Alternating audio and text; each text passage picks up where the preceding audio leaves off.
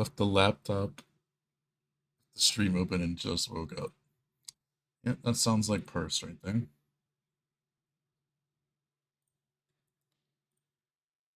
Definitely sounds like Purse, that's for sure.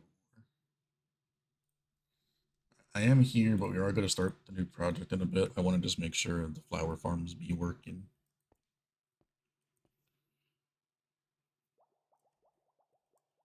I've been running the bone meal farm, and I've gotten a lot of bone meal at the farms now. I think we still got quite a bit of bone meal still here. Oh, oh. Never mind. Never mind. I ran that bitch dry. Okay, so we got 150,000 bone blocks left. Well, I've only put like mm,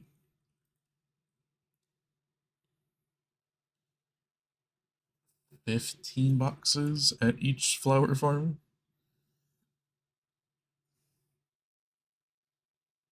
So, I mean, obviously, those 15 boxes of bone blocks is,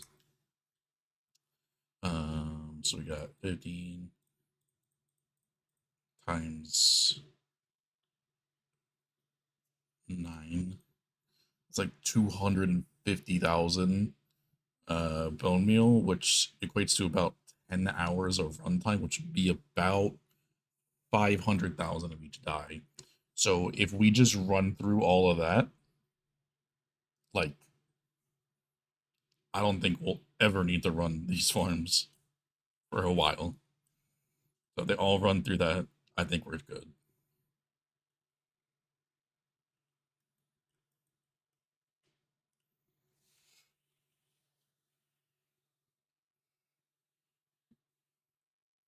Hope you as well there, Drops. Appreciate you, my dude. Next farm's gonna be the pumpkin pie one. I'm pretty sure we're gonna start because I really don't want to do bedrock breaking at the moment. For the new whiskey farm, and we're still what kind of sort of waiting on decoration to see how large it will be when it's to break. So we're still. It doesn't really make sense to start that yet. So I'm gonna start working on the pumpkin pie one, which should be a pretty simple one. Just gotta find a suitable location. But it can really be anywhere because we don't need to be in a specific biome or anything. So yeah, we'll see about that.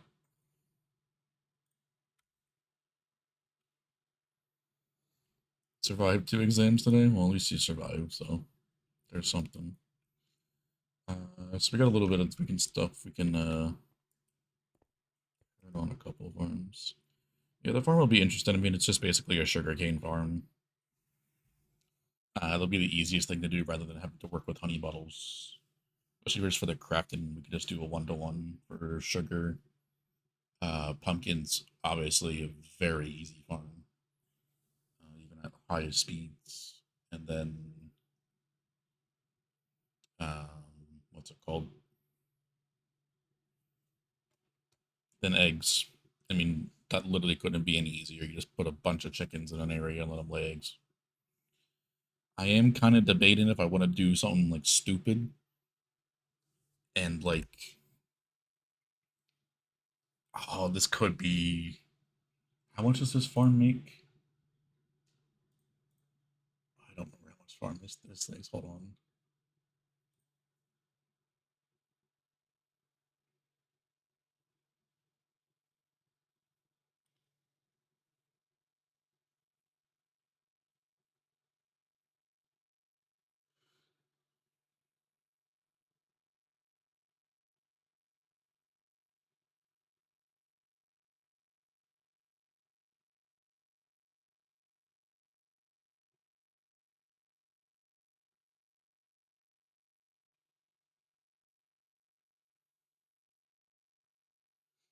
I'm still waking up, so bear with you.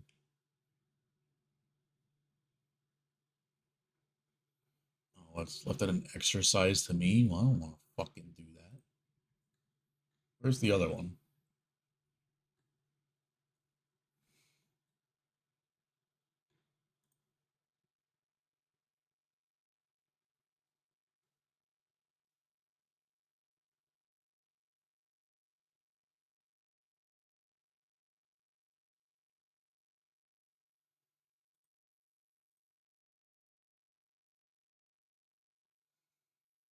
Never mind.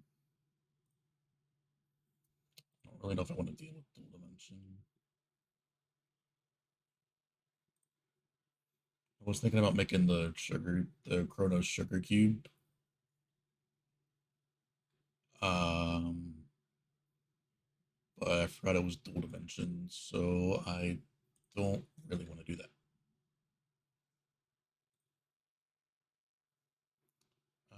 So what's the other sugarcane farms? What do we got here? All plants, it's under. I mean, I guess we would make the same one we basically just made it. But I really don't want to make that again.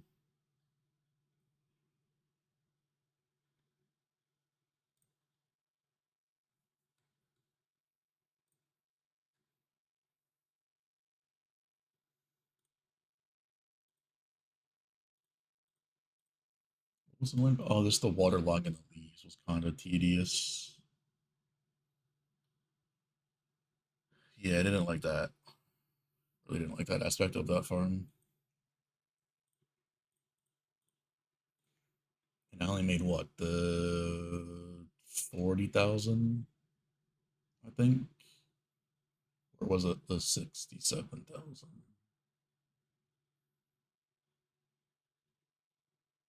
No, I think it was 40,000. DJ, no, I'm literally just playing the playlists for the albums.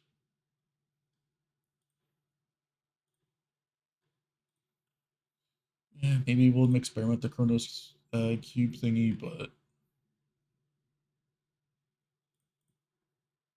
see. We'll see.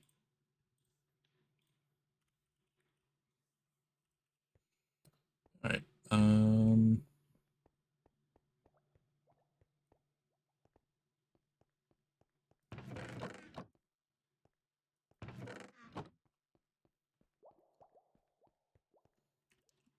Let's do light blue.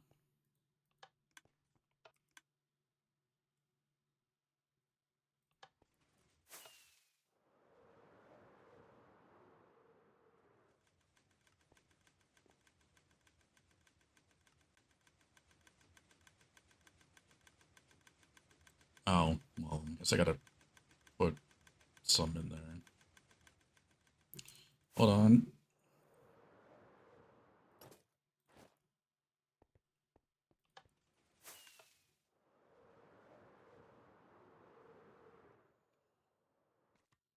Kinda forgot I had to kickstart this a little bit. So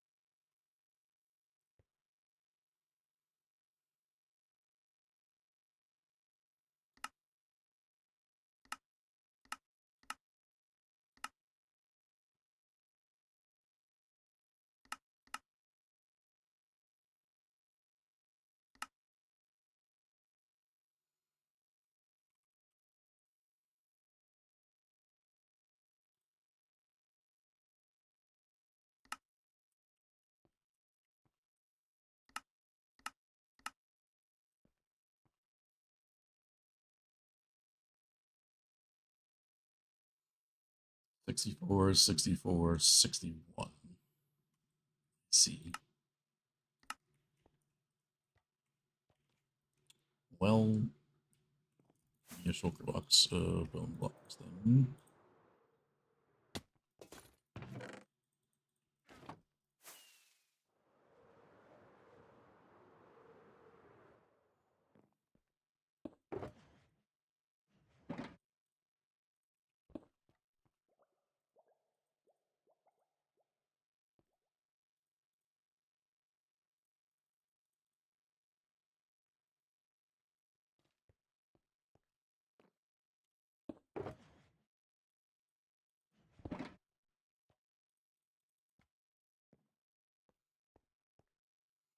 Forgot I didn't kickstart this.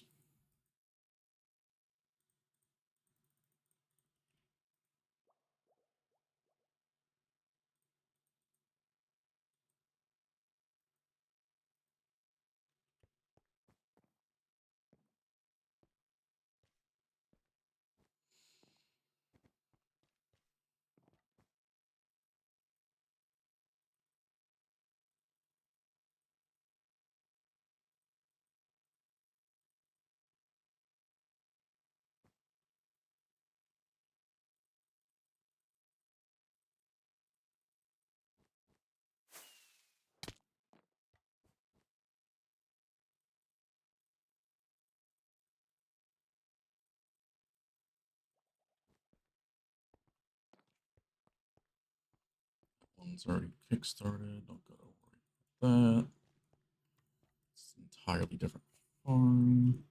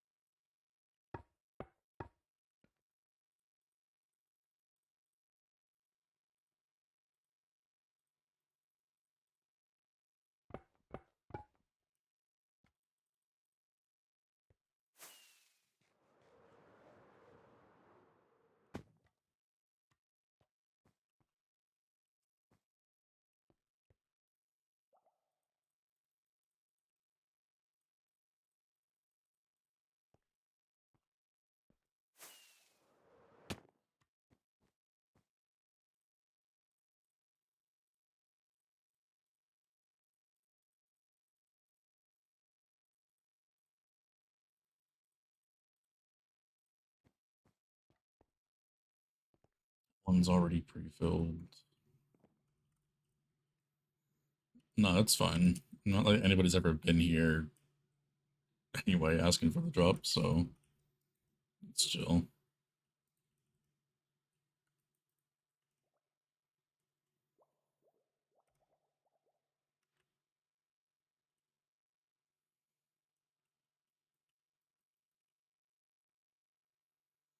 Surely people will still believe it. Smile.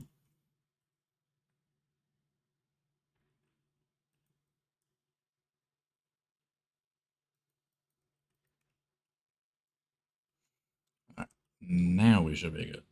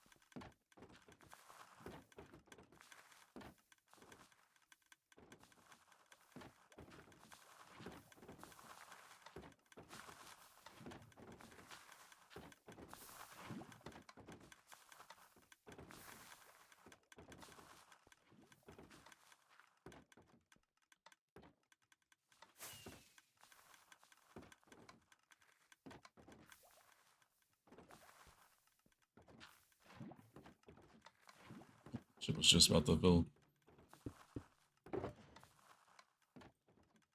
Yeah, I'll just take this one instead.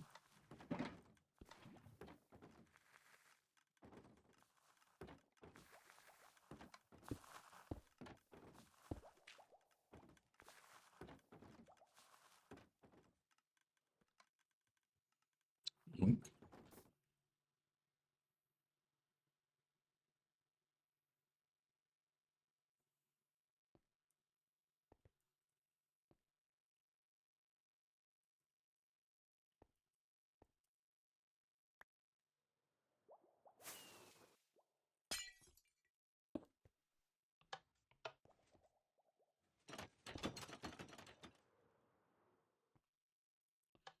Now light blue, turn on.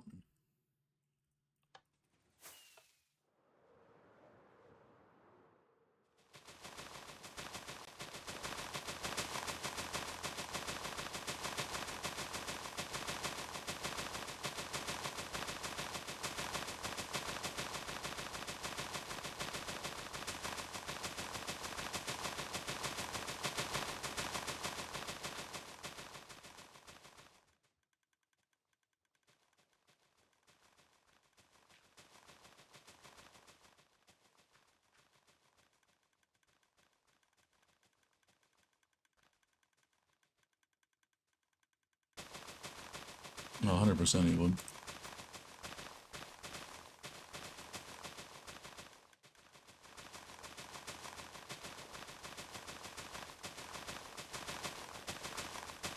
Yeah. Okay, well, I think I have too many crafters, but that's fine.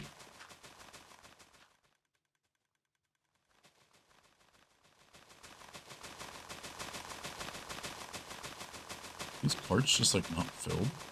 Huh.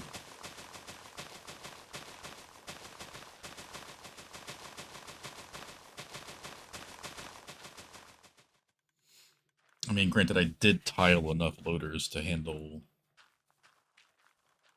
like 200,000 flowers an hour. But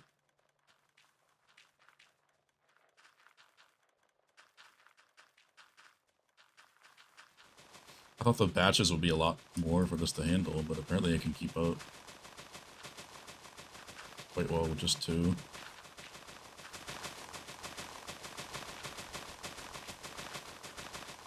Which I guess makes sense in theory.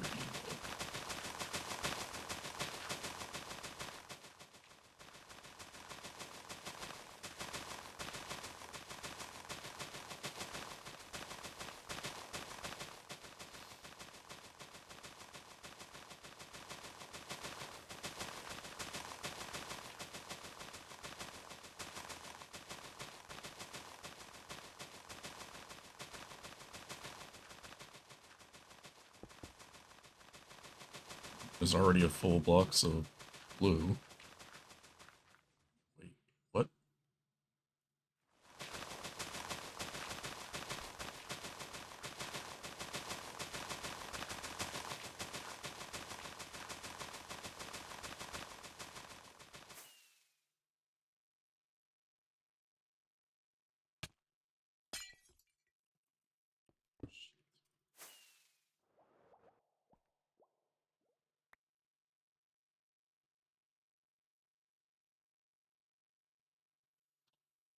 Do not like that.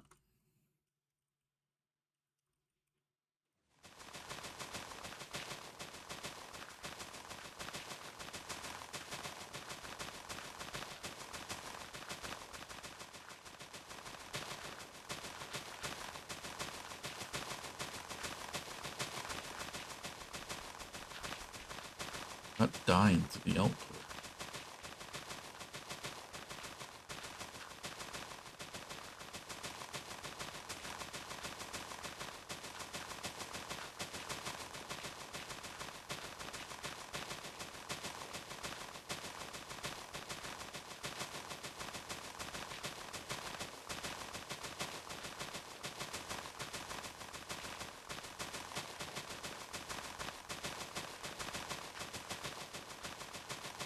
The box replacement is instant. How does that happen?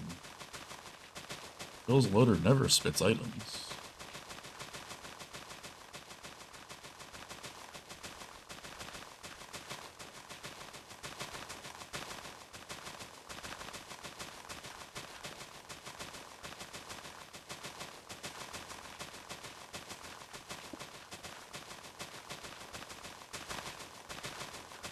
Bill's loader is spitting items.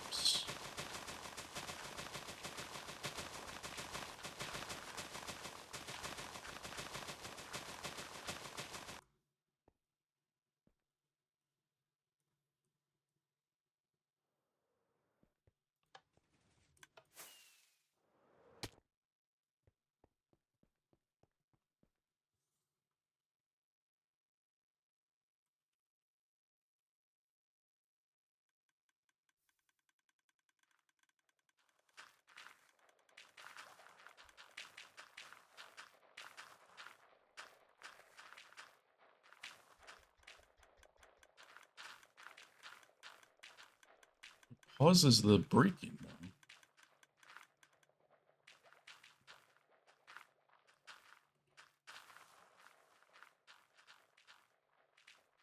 Or it pauses the input while it breaks. So how does that happen?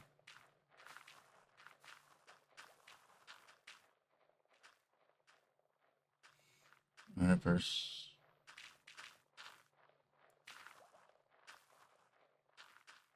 The thing is there.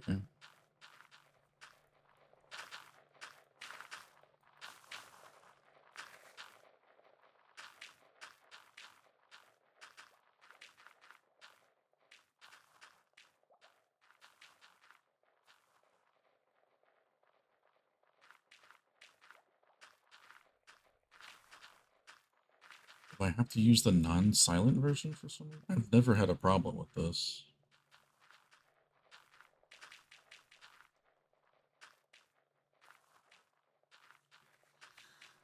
Well, how this loader's supposed to work is that it pauses these observers to stop powering this while it inputs the new box so it doesn't spit any loose items.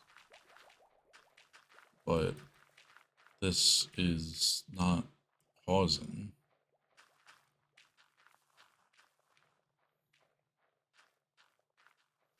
I think it's the middle crafter.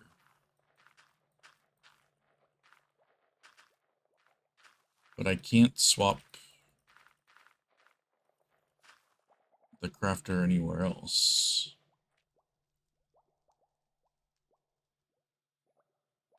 For the middle has to go there.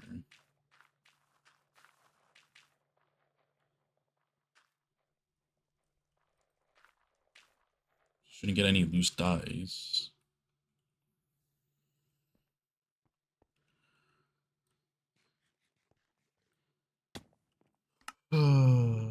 Well,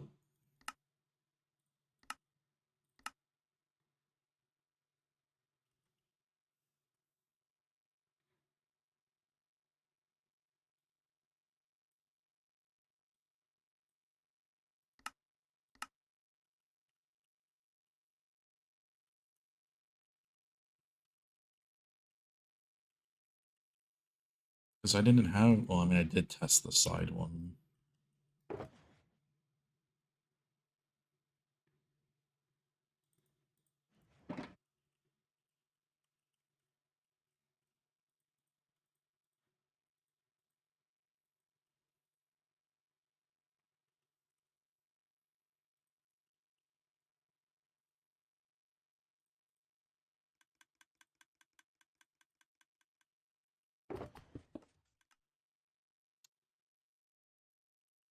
The middle one.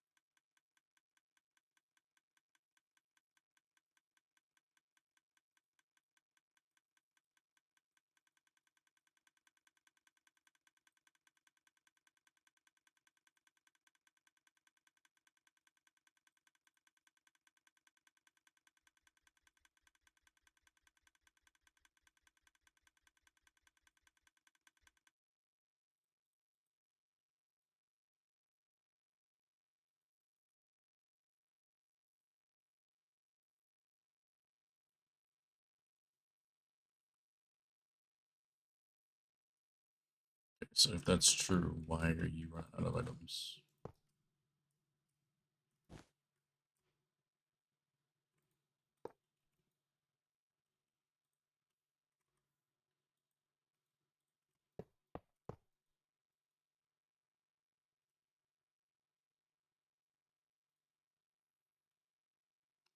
Hello?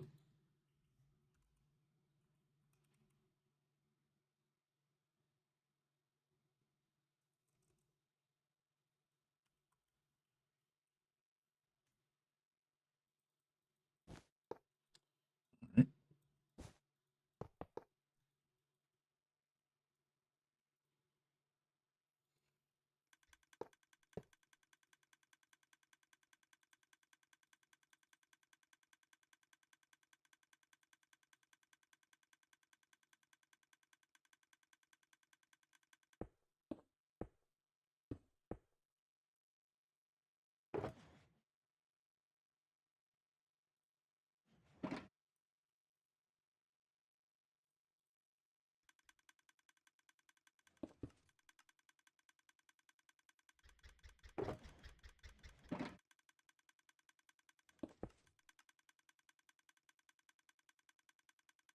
You see, it never spits out on the side.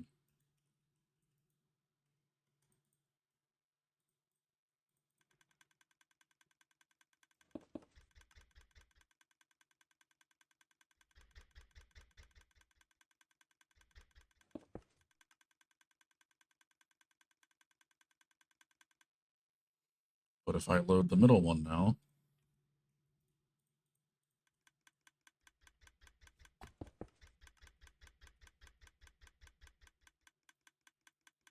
it spits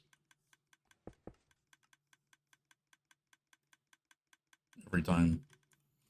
So if the middle one has items while it's breaking,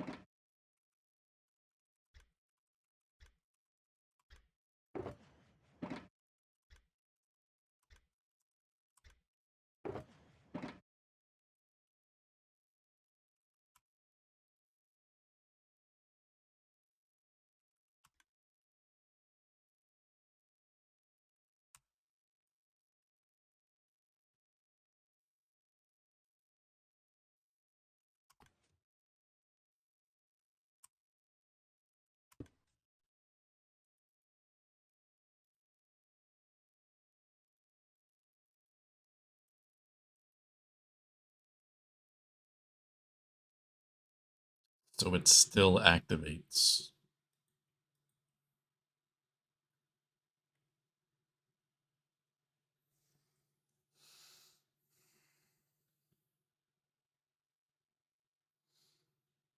I'm gonna have to slow down the box break-in, I guess. So I wonder if I put a repeater here instead.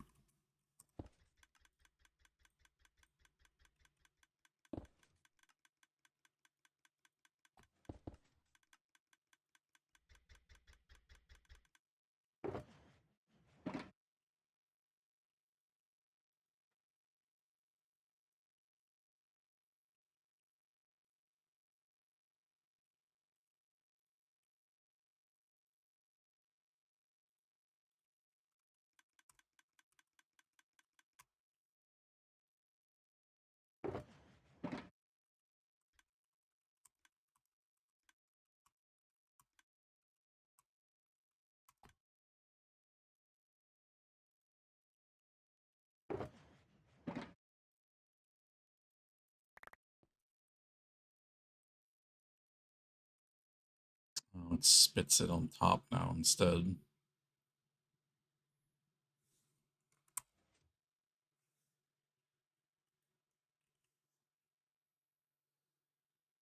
It doesn't pause it fast enough, but you literally can't pause it any faster.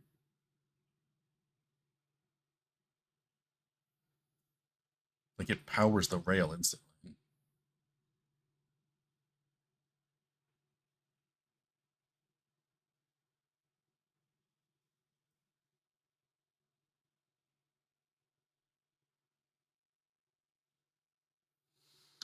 I guess the only way.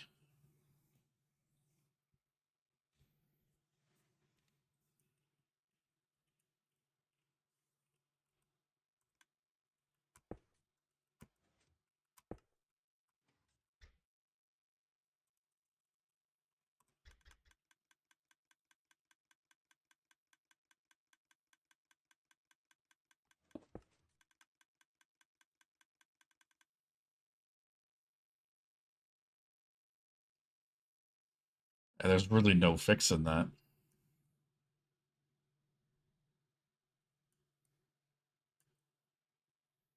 I can't QC a crafter, so I can't put it up.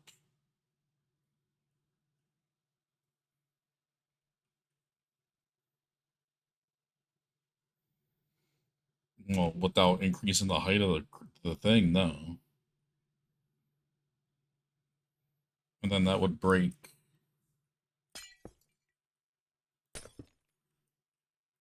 So to raise that up by 1, I somehow need to figure out a way to power this dropper then, because it's not going to get QC powered. This concrete will be up here. Like, this dropper isn't going to have any power. And it doesn't really give me a lot of space, so the only thing I can really realistically do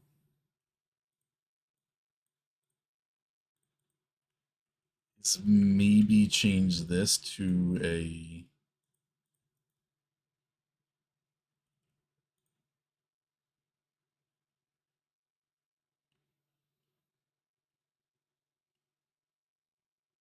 I gotta like double pulse the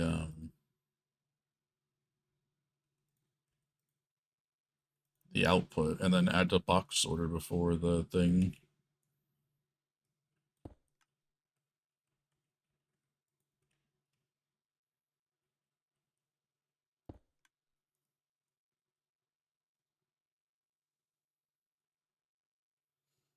No, you can't, because you have to. There will be effectively 3 things here. You can't power this guy here without QC in this. So the only thing I can realistically think of to just say, you know, screw it, and we just have a different output, is that I'll have to like double pulse this dropper so that it can output both, but the problem is that's too quick, I think.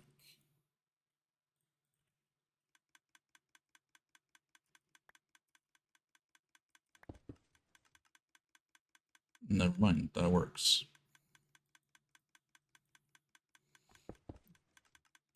So we can just say fuck it and we just lose 1 die every time we make a box fill.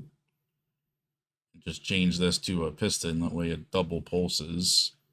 And then at the output, or before the input of the thing, we need to make a box sorter to sort out the dies, the loose dies that come through.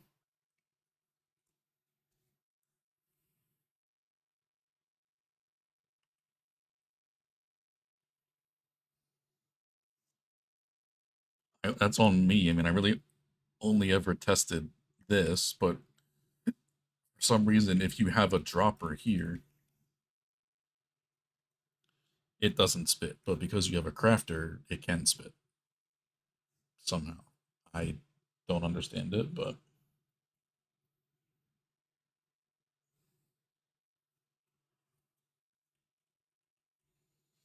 if I just change this to a piston, it eats both of them, which is fine. I mean, I'd rather have that than have to redo the whole thing. So -1 flour basically every time we load a box.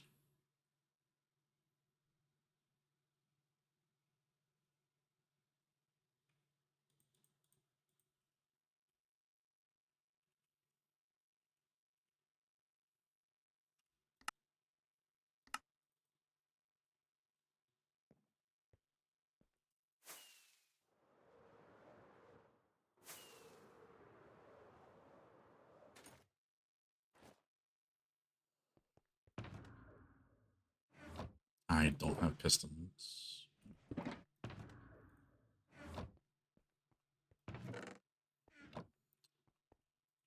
Alright. Okay, so I need that, and I need to get a box sorter, but box sorters will always be different. Droppers don't only spit when there's something in front of them, or don't always dispense when something's in front of them.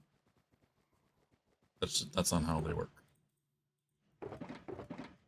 I'll use their interpose. But that's not how they work.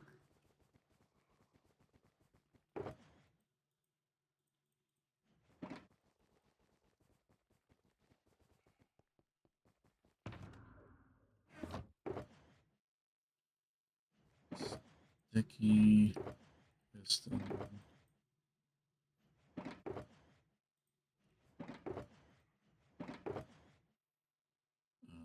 Comparators, composters, pumpkin block.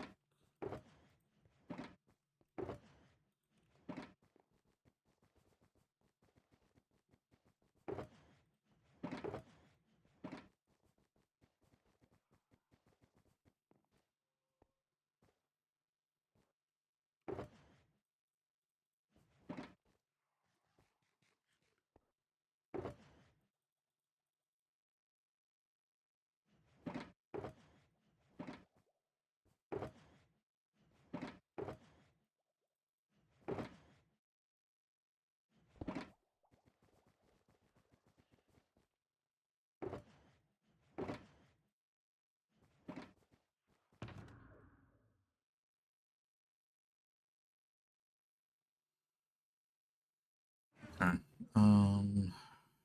What's the small little box sorter thingy? So it's just a dropper into a box.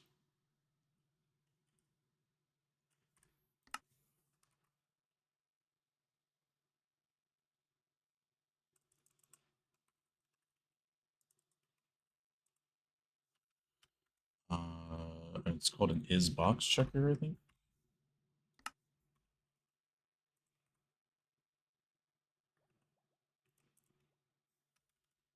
Okay, apparently I don't have one downloaded.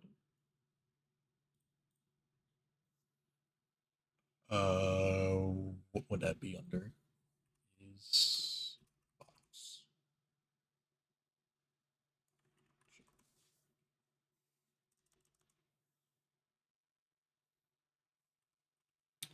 Well, it's a 3 wide 6x crafter. So yes.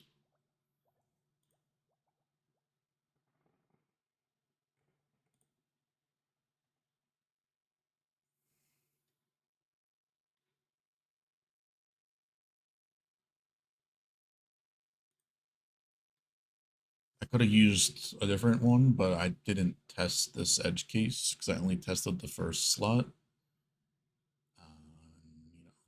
is what it is.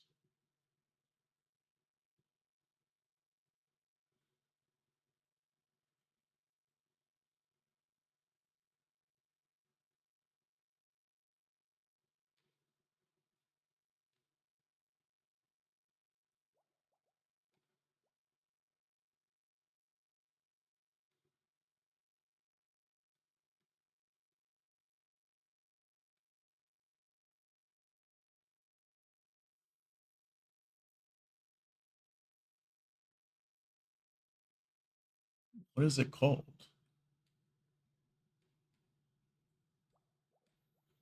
Is it just box sorter?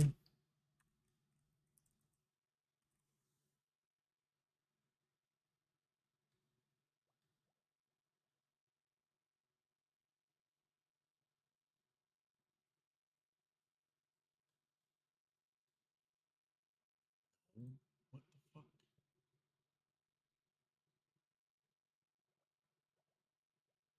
I'm so confused.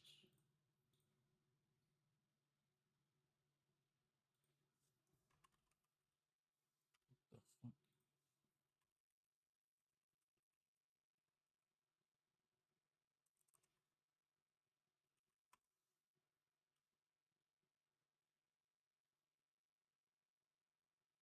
Well, I don't need an is full is empty shulker like a sorter. I just need to distinguish the shulker from the loose item, and the loose item will go into the box.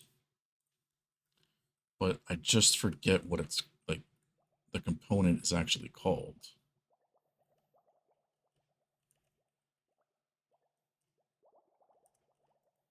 It's like all you need is a dropper into a shulker box, but I just forget.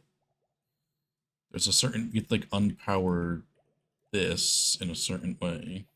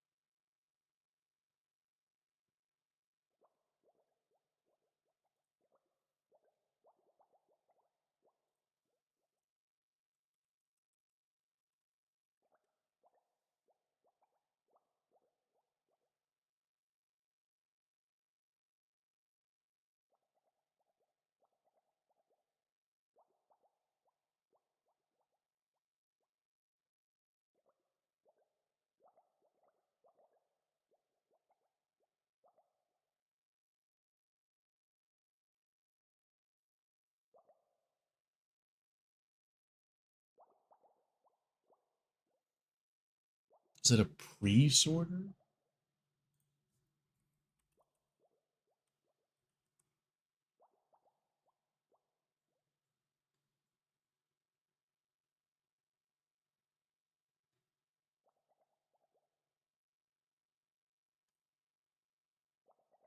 Yes, it is.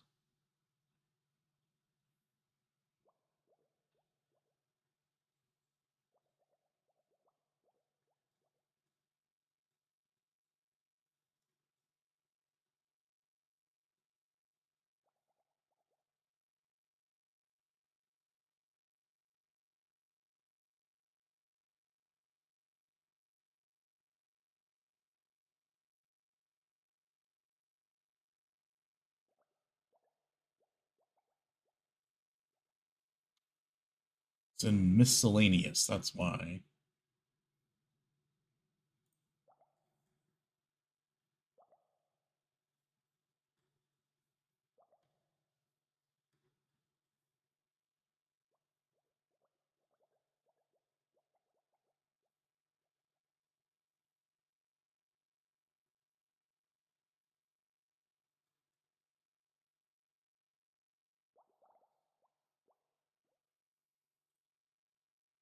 I swear there was a smaller one than this, but I mean, it's not like it's that big of a system.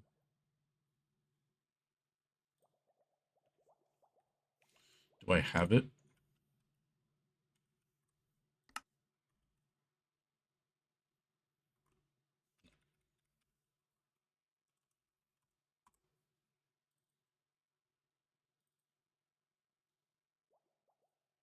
I swear I had something here, but so long ago I don't remember what the old schematic names would have been. Box sorter.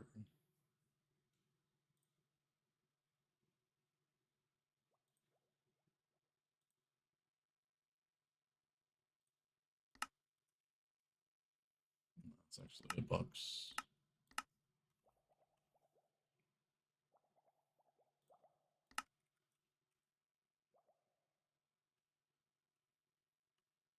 It's just a slice.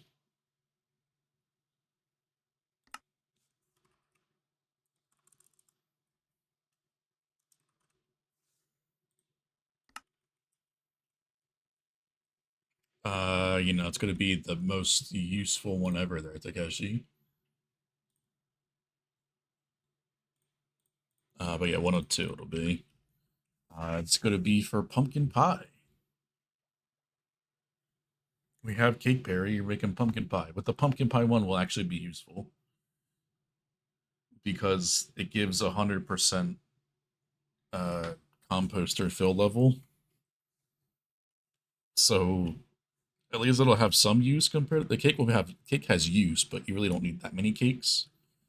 But the composters, we will use the pumpkin pie basically to whenever we can fill in composters for farm storages, what have you. We'll just use pumpkin pie.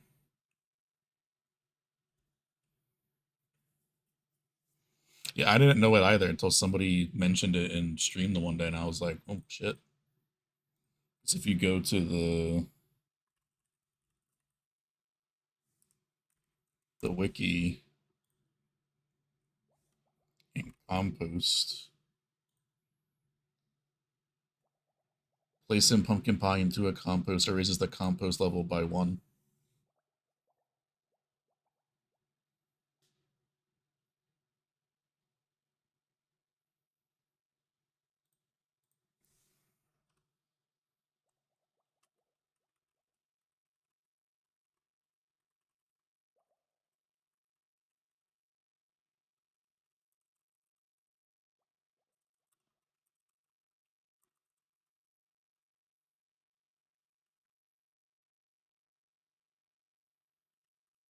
To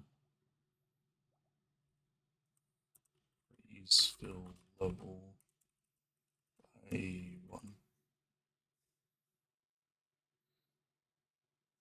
Was you fish? Alright, cool.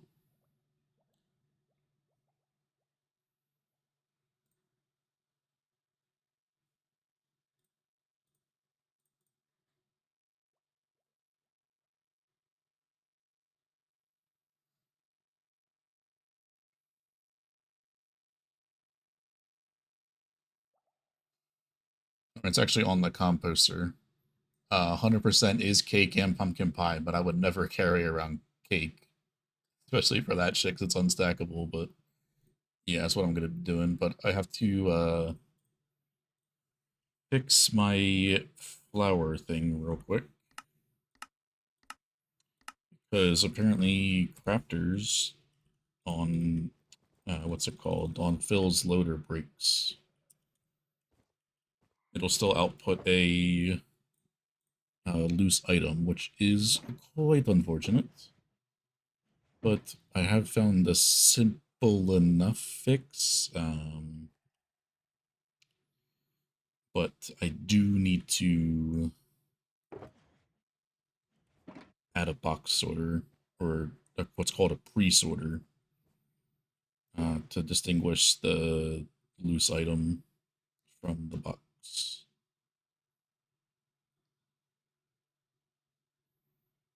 What did I make the bulks out of? I think they're still black concrete. Oh well, if it's not. Yeah, Perry 102, and I think 81 in the overworld it'll be. The Terra die was just the 80th perimeter in the overworld. But this one, we are going to be doing basically what Com's doing, but just on a full perimeter scale. Because I did say I always wanted to do one of these with the dispenser grid for a full Perry scale, but I haven't done it as of now. Well, why I say always meaning about like a month ago in a video I said I wanted to do it. Maybe 2 months, but I'm going to do it now. Purse added more emotes. Cat, yes. Yes. And nerd, yes. Alright. I need to get a pumpkin. And I have pistons to swap the droppers out at the box loaders.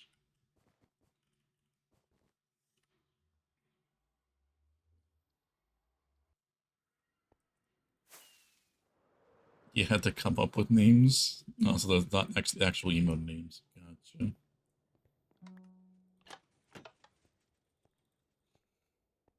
Back do what?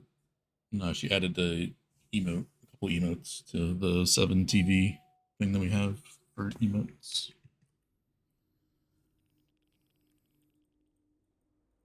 I love that cannon thing, dude. Never will get old.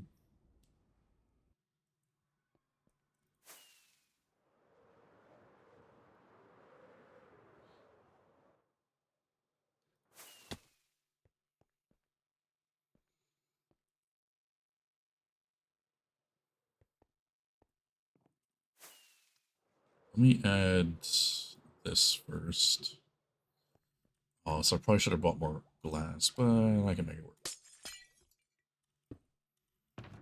So we are going to block you off. Shear you so I can use that again.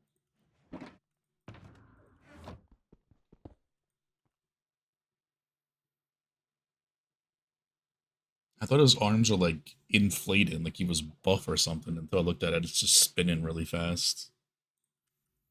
Oh, the album finished. Old.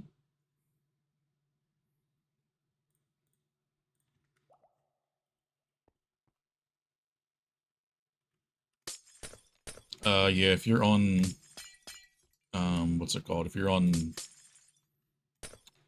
desktop, you have to download 7TV to see the emotes.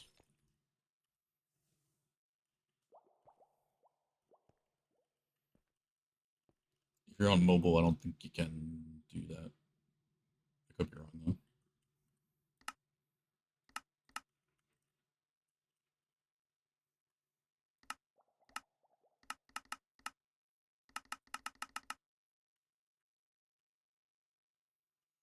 So boxes will go down.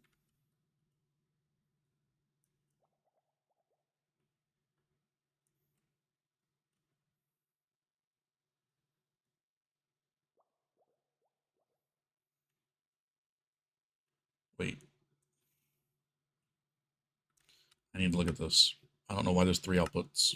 Well,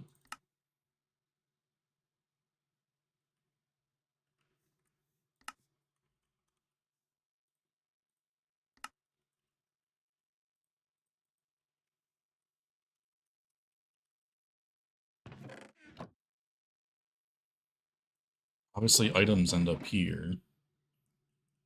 What ends up here?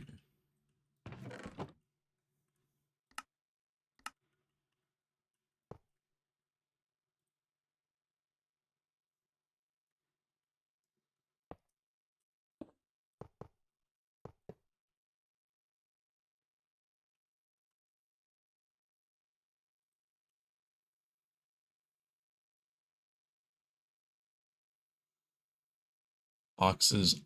So boxes. No.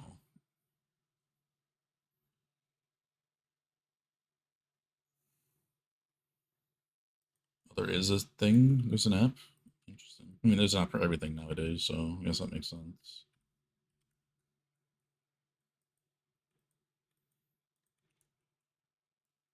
So you're telling me unstackables end up here,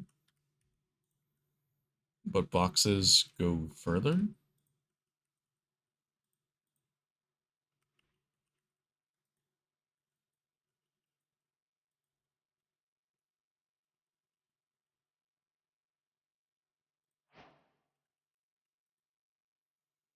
Okay. So items end up here, and boxes end up here.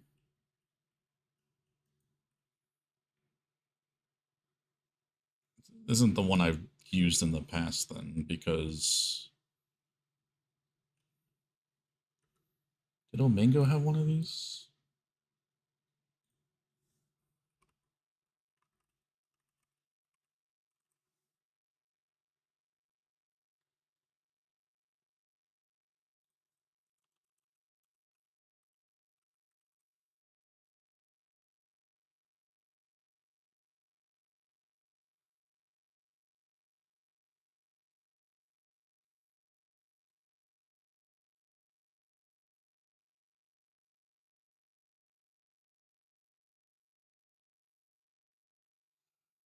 I threw shears in it and it ended up in the shulker box, which I mean I really don't need to care about because I won't have that.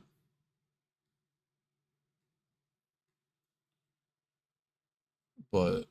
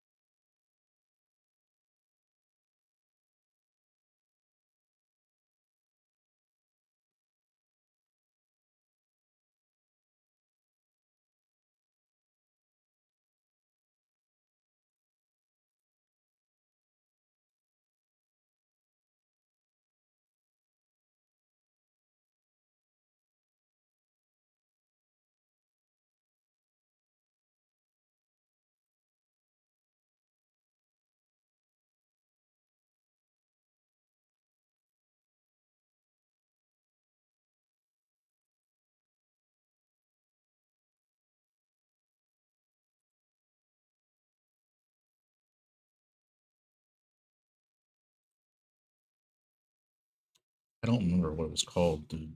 Because I had a smaller one that was literally just this and this. And then loose items ended up here, and then unstackables, shulker boxes ended here. But I just don't remember what the fuck it was called.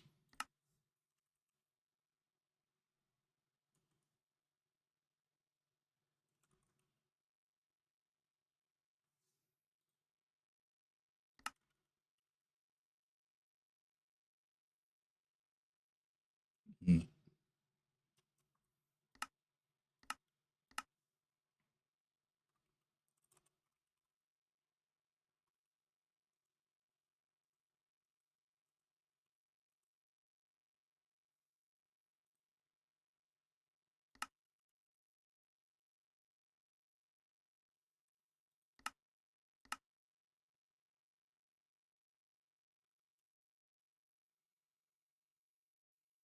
I mean, honestly, I don't need that then.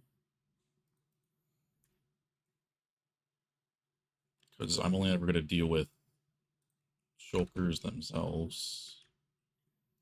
And loose items, we can just...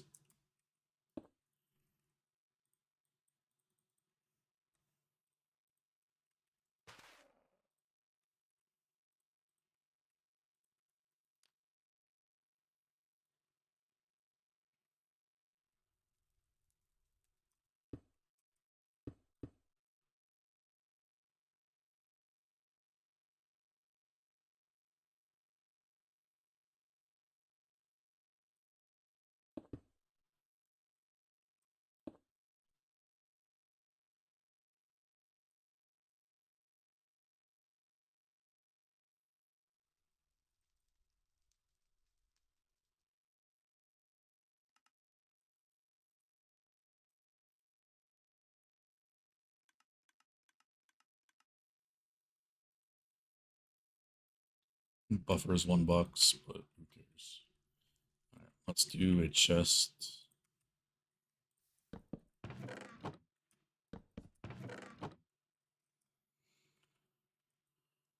I'm going to do 9, 9. Well, let's do this a bit more.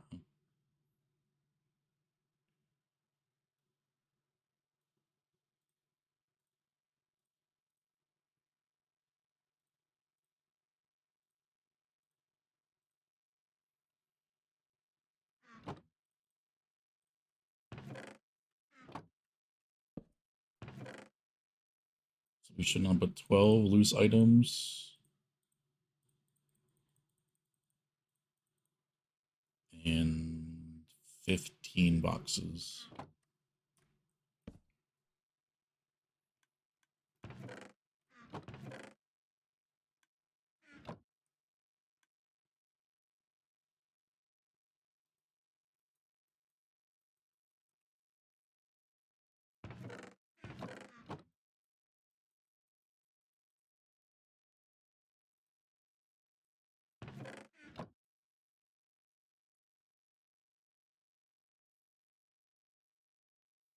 Okay, well, I don't like the buffer,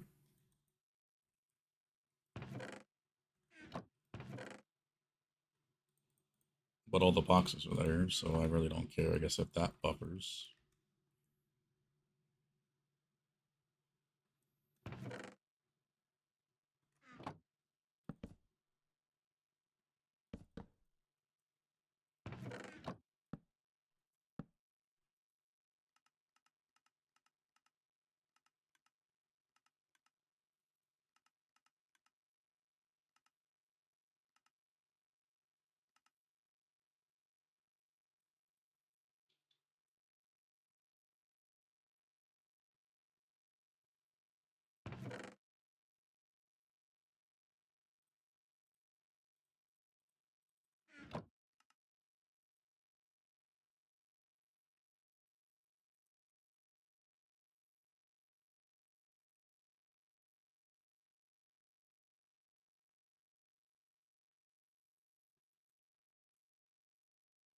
I don't like how it doesn't do anything with loose items.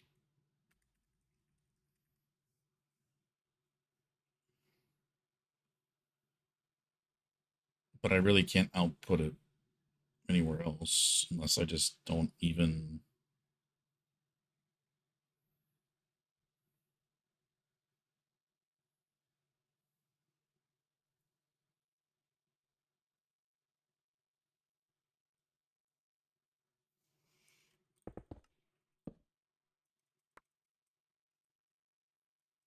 I mean, I guess I could also just do this.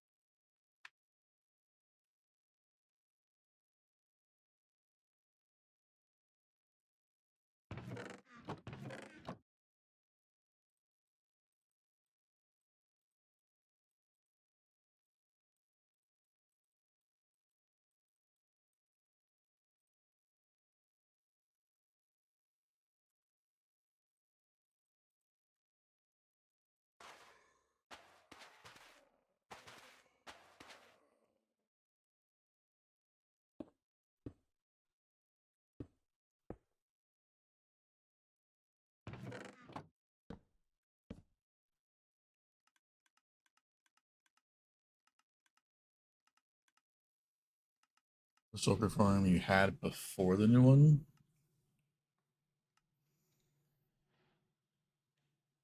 That soccer farm doesn't work anymore in new versions unless you're using an old version. Because that thing like broke for me instantly when we updated. So unless there's a fix for it, I don't know for sure.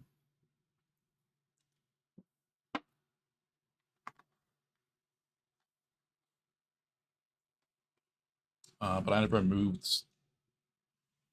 Well, I should say I never did anything. I just put one in each farm for when we had the four.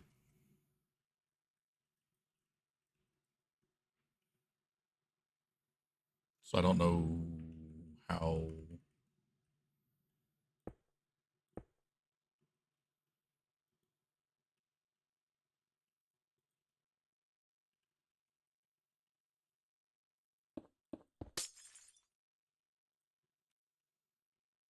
I don't know, man. That's up to you.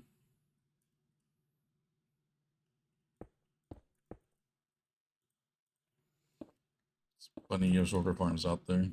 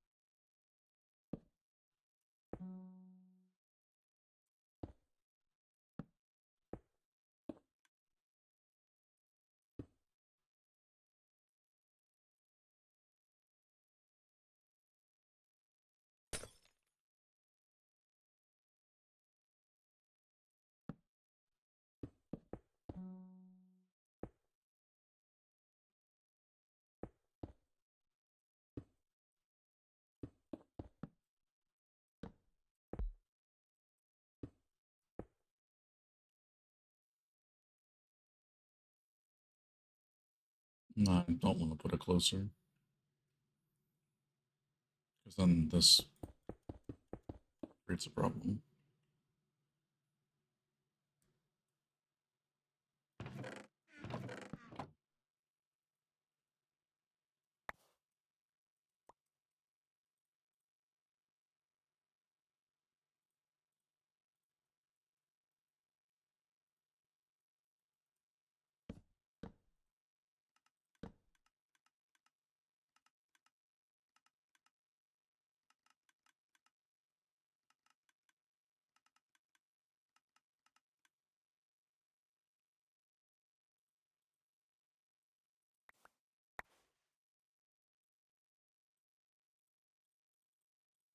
Okay, that's good.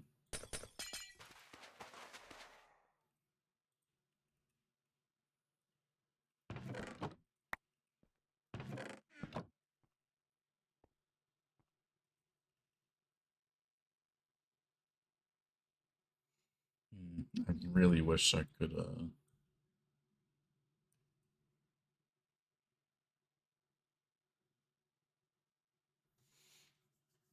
the shulker buffering is fine. I don't think I can really, I guess I can kind of change it, but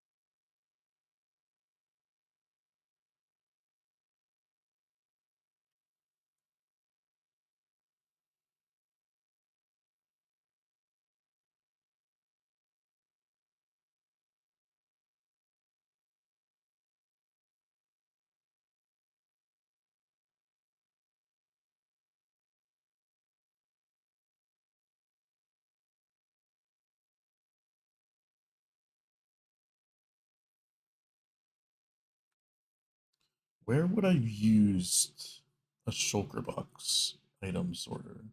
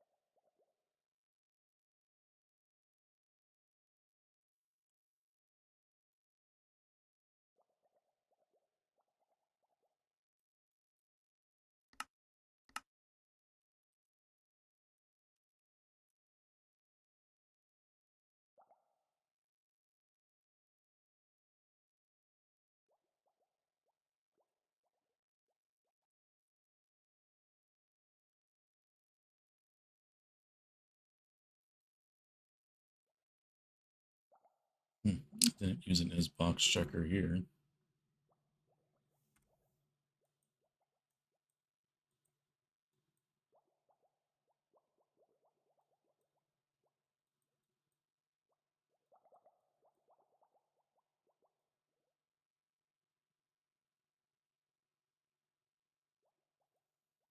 Furnace array, furnace array, furnace array. The another side of the furnace array has one.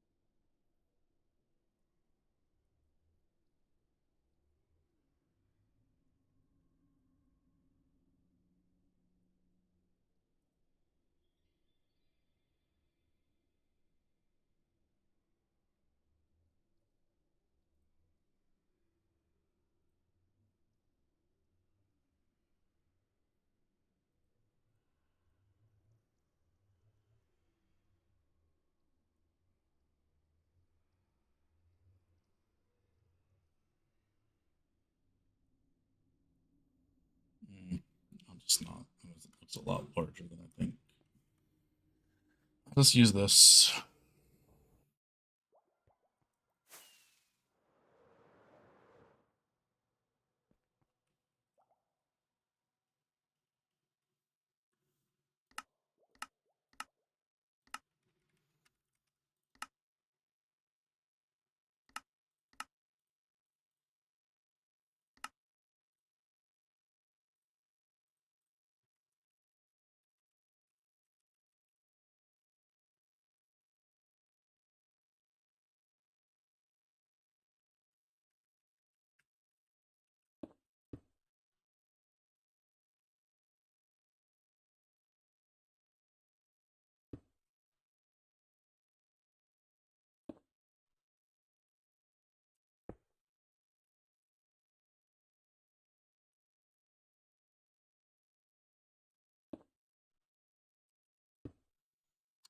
There's no way I can like delay this.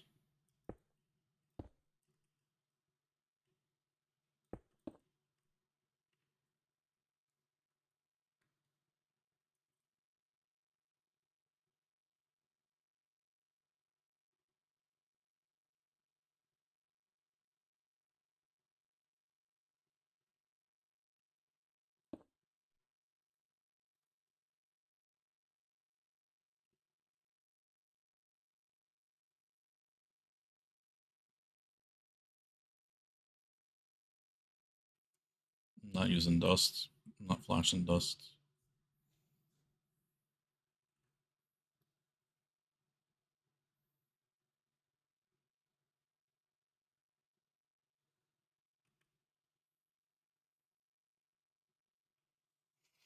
Like I don't care. It's not gonna activate often, but you didn't see.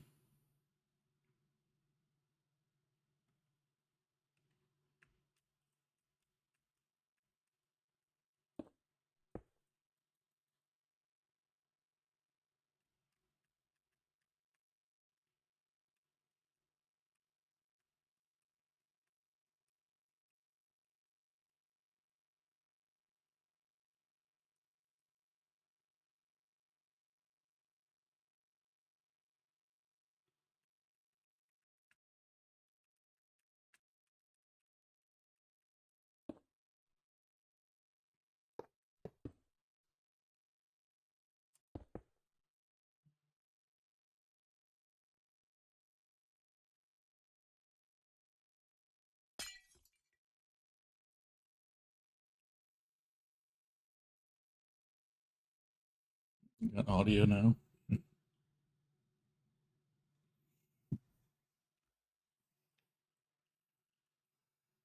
So every time a shulker activates,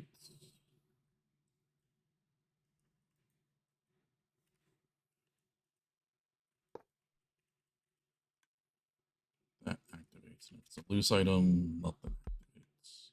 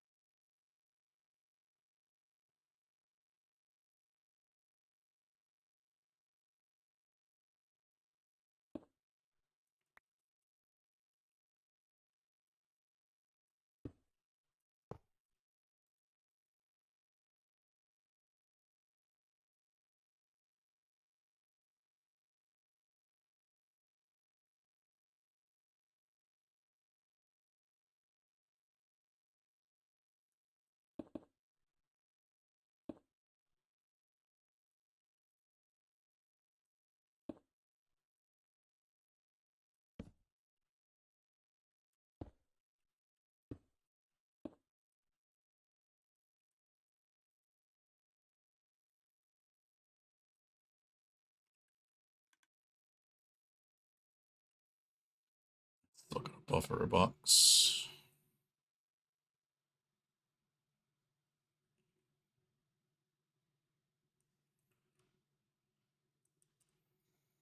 Can't really do anything about that, I guess.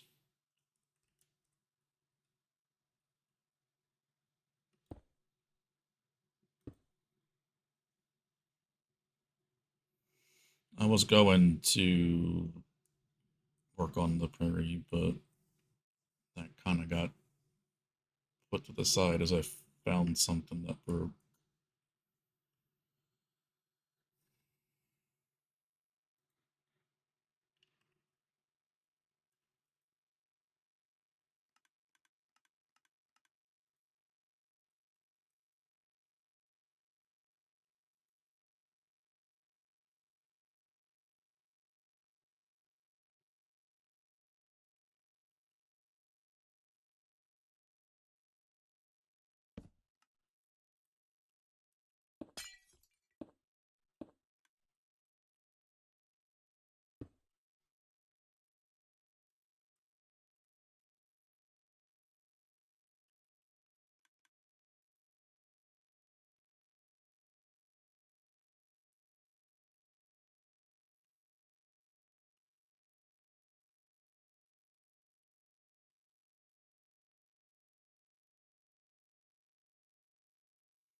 I can't change any of the timings. Fish.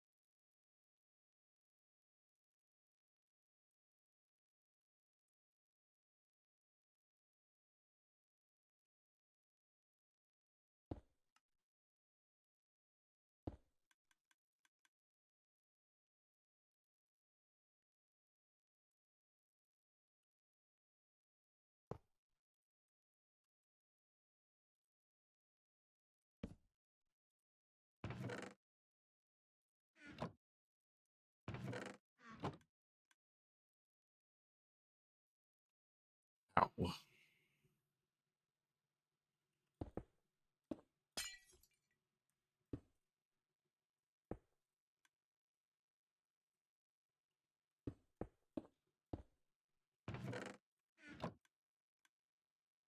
Brother.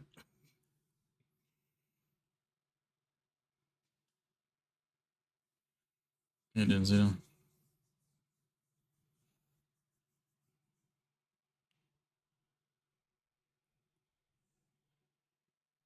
No, I'm not going to be using the World Eater for this one. See, I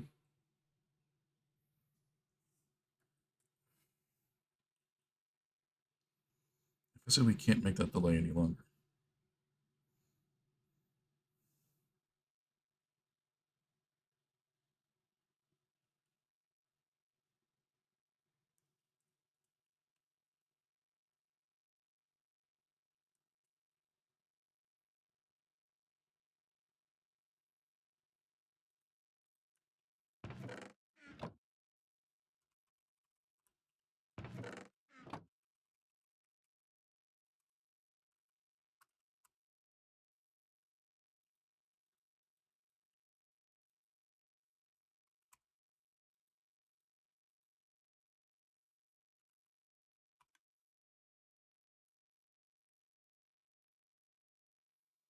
I don't even need half of this shit.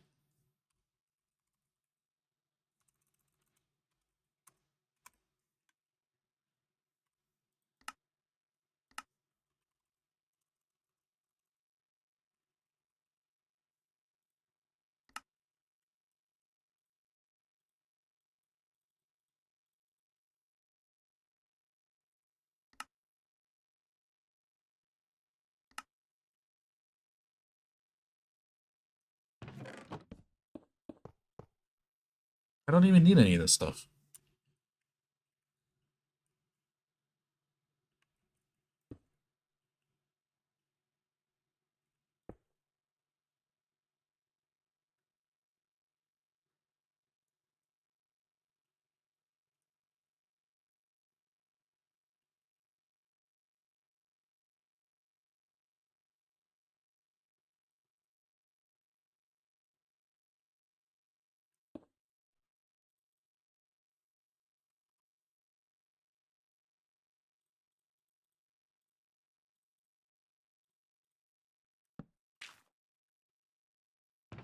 This is all I need.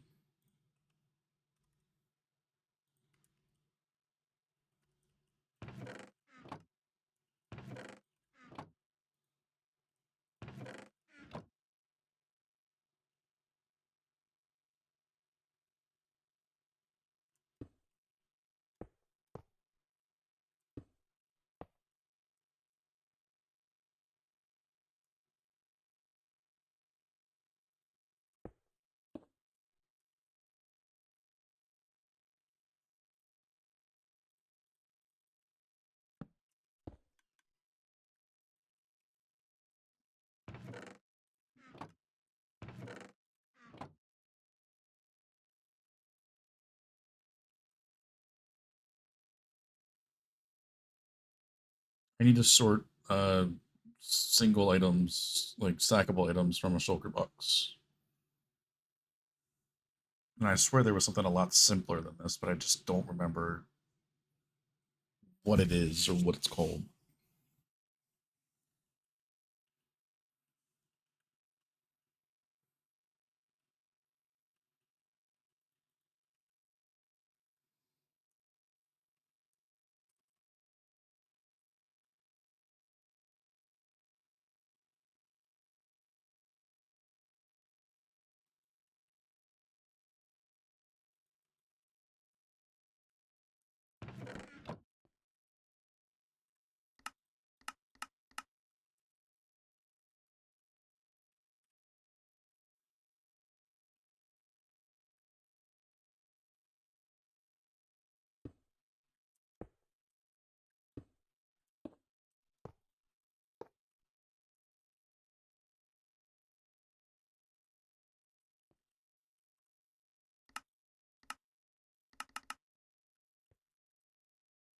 The hell is that?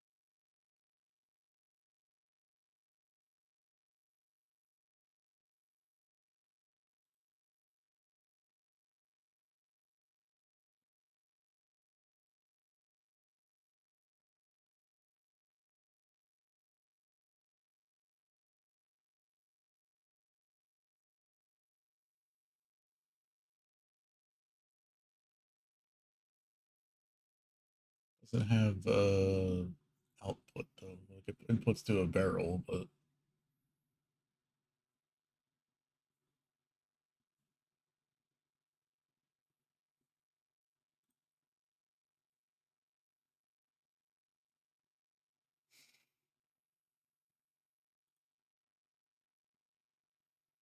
none of these output.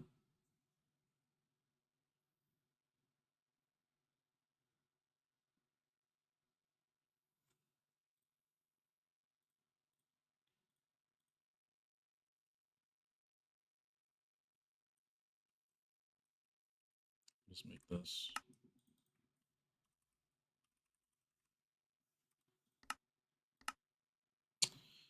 Prob-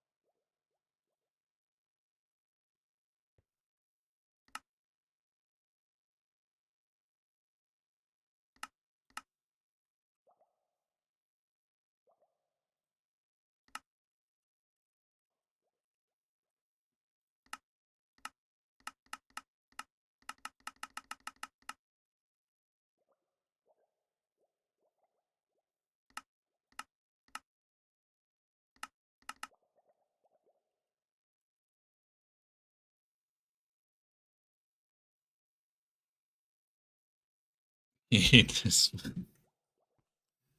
Fair enough, man.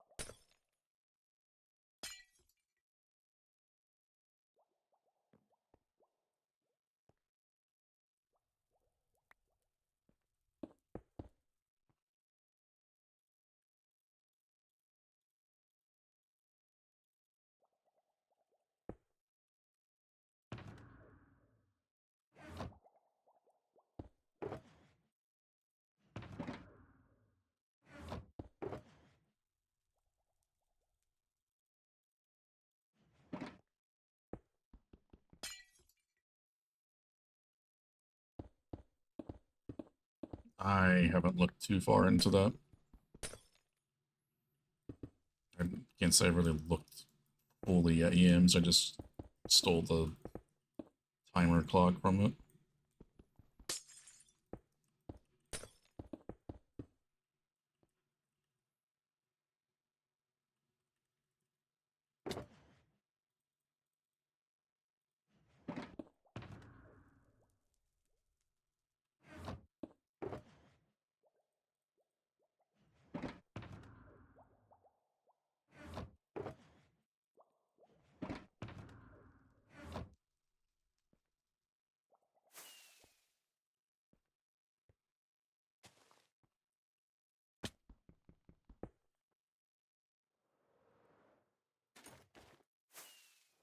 Really don't want to waste a shulker box of bone blocks on this, so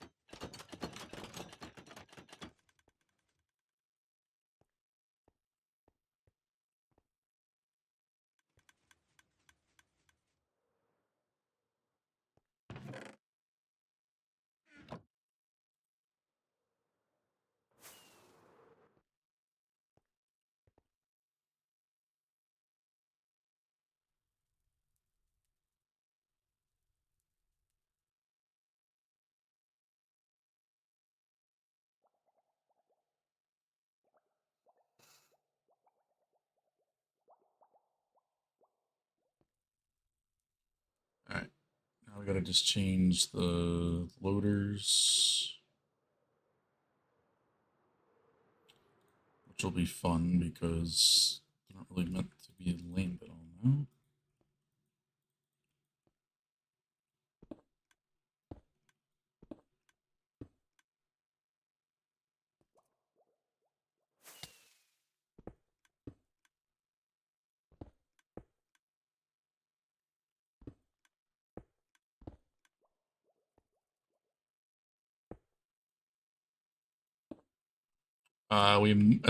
We might just be able to like fit like choosing the location in. We ain't gonna really get a lot of time.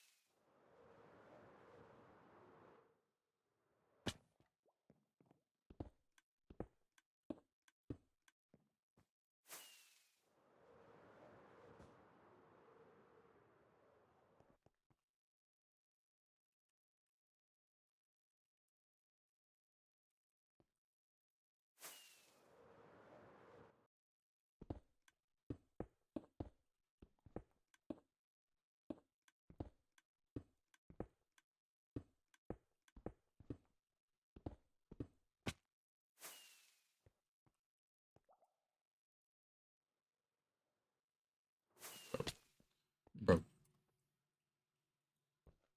we already did this one.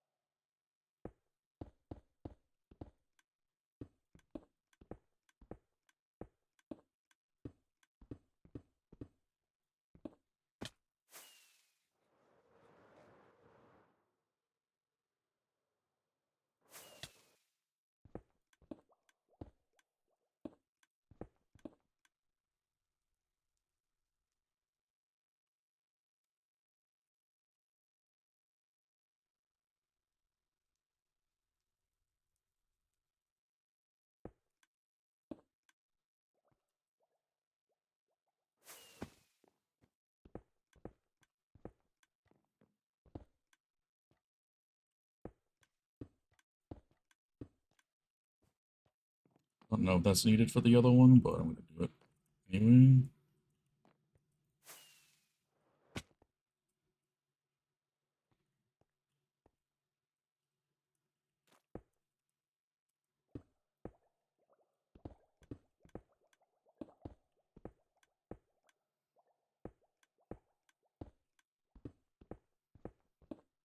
I use a wireless Xeno.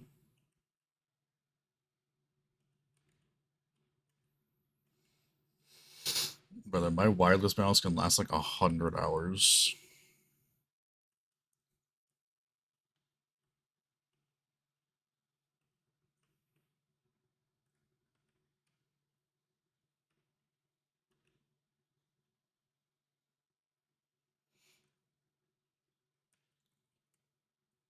Oh boy, here we go.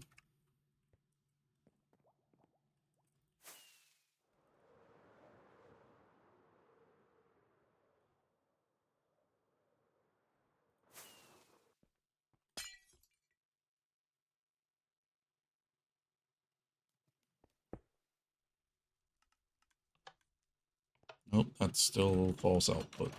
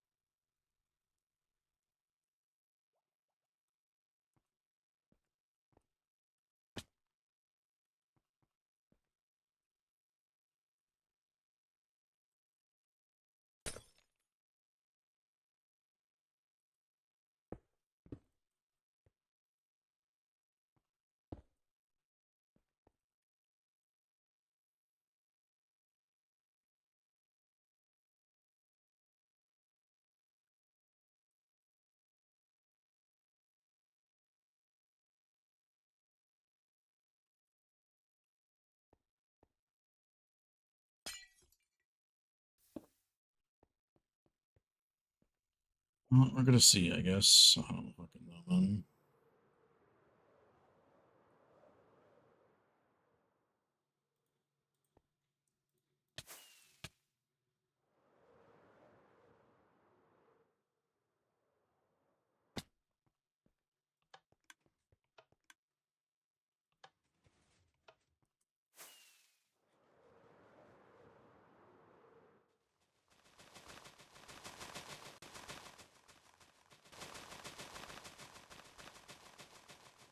Alright, bruv.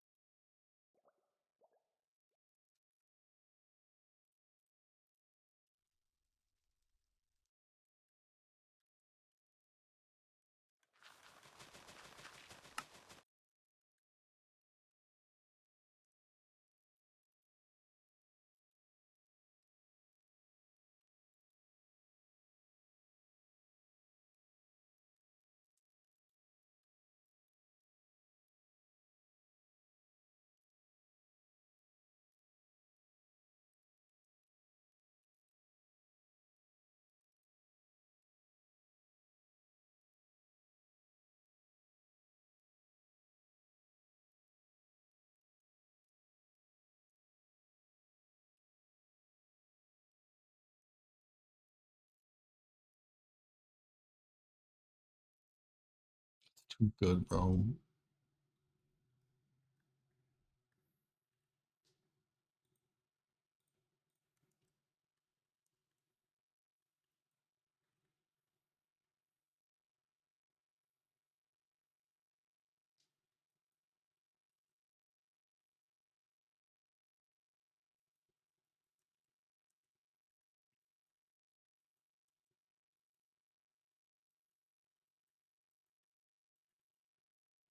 Interesting. Sometimes it doesn't output both.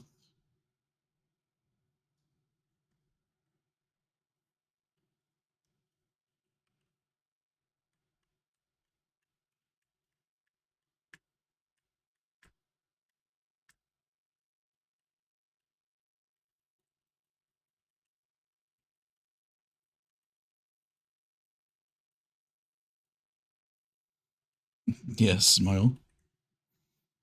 I turned it back down.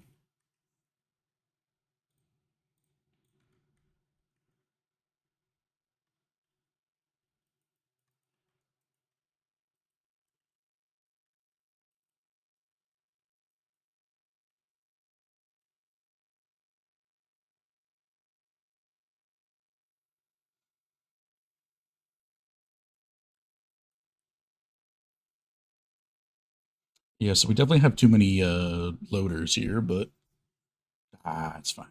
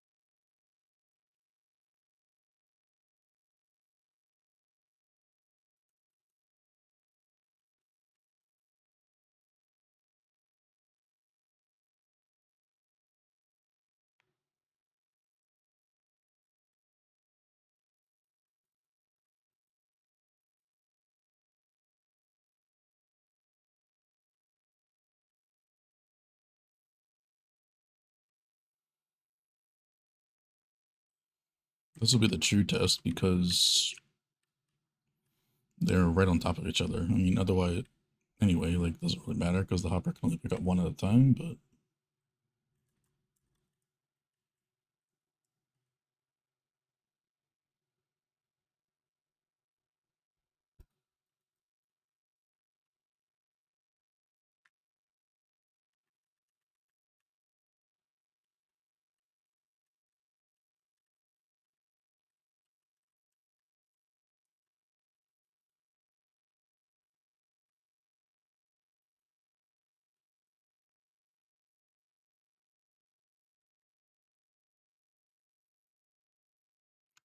that is going to take forever to compost those seeds and actually get a box of bone blocks back, but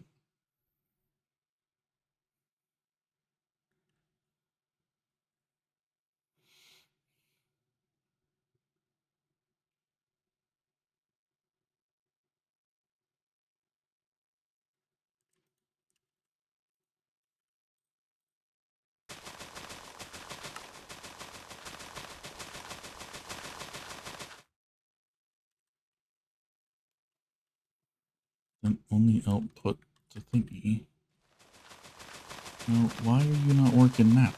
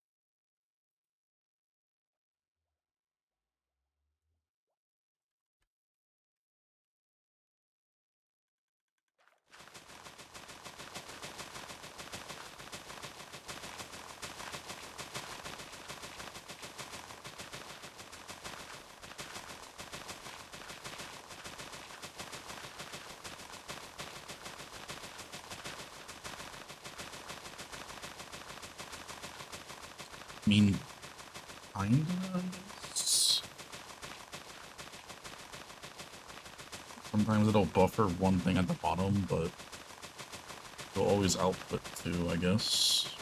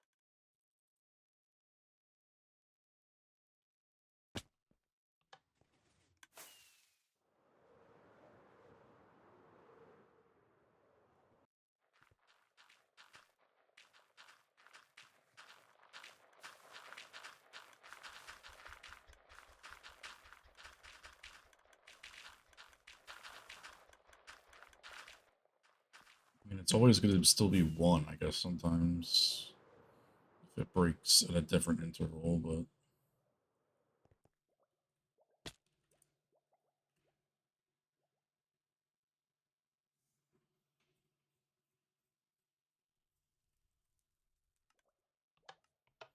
I think I might need to make it one higher. So I think the problem stems from it.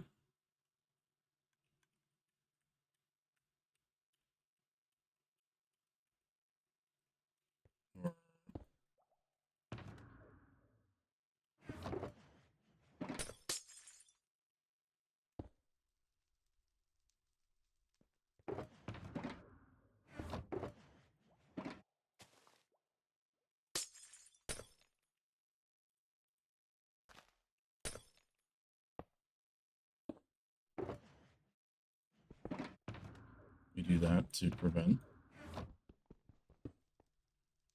the thingy.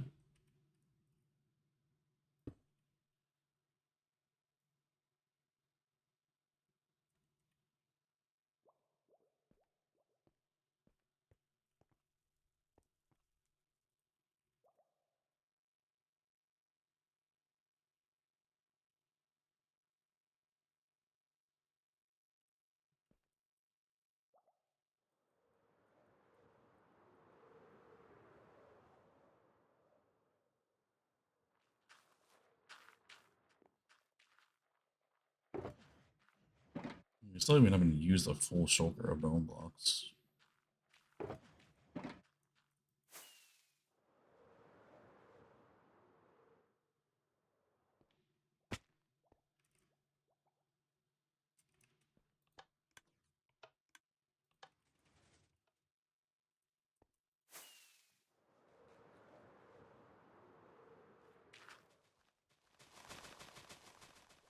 This is a remix.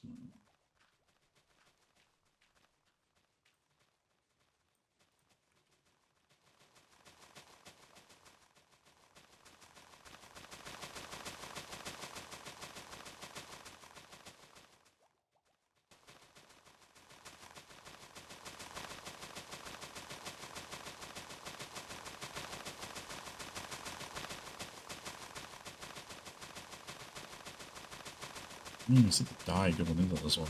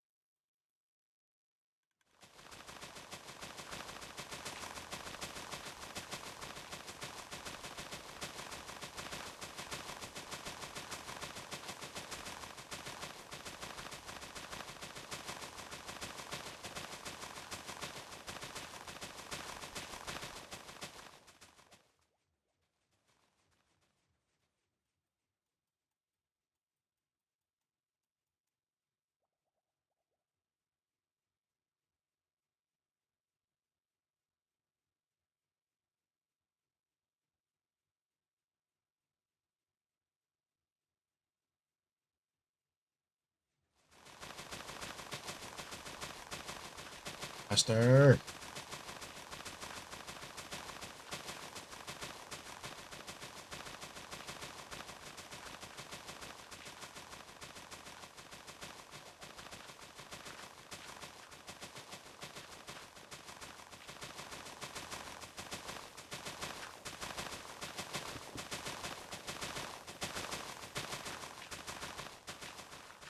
So this one, the dye goes in first, which I don't think we had before.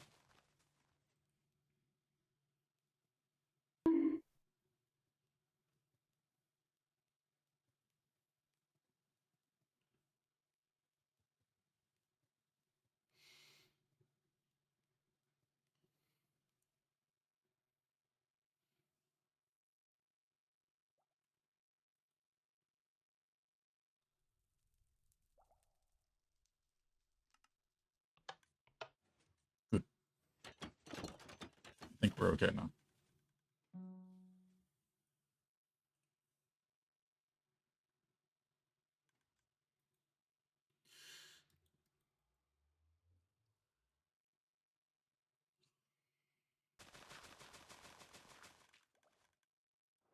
So I'll run those farms some other time. Now that I spent 2 hours on that.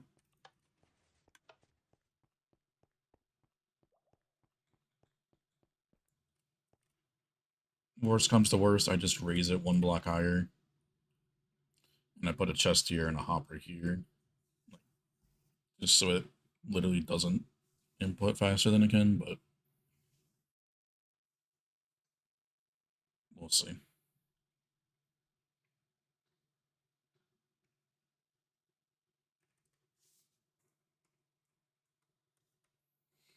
Killian behave? Yeah, it's never gonna happen.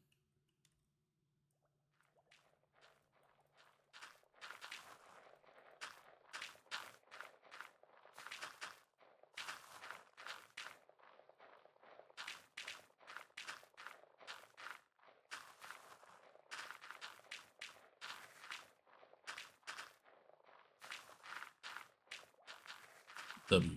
11 blocks.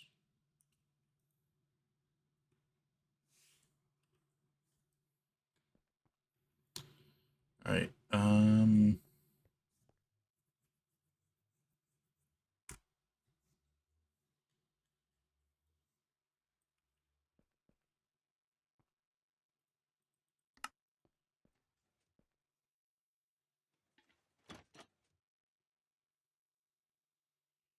need a location for the new project. Ideally, as little liquids as possible.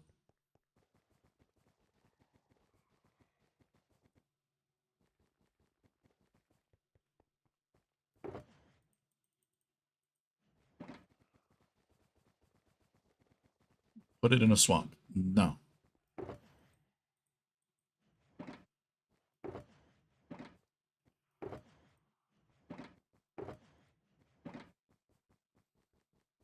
Mangrove swamp. Surely.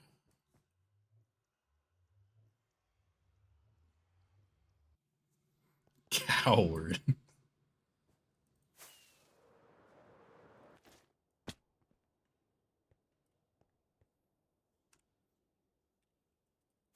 You know, sometimes I hate you. This damn map.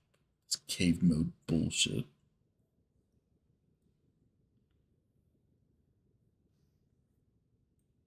Donde, good place.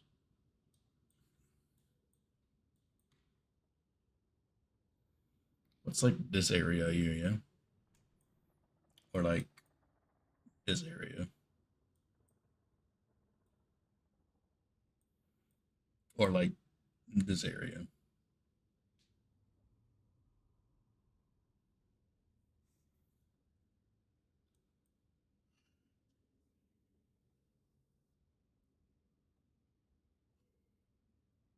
No, it's an overworld perimeter, Zeno.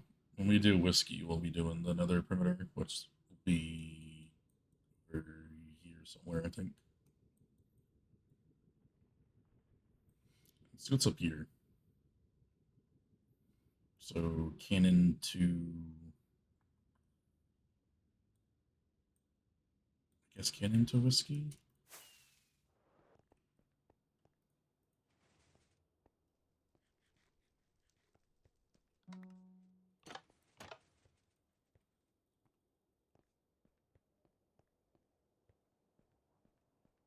I mean, if we had nether water, I guess it could be possible, but I ain't doing all that.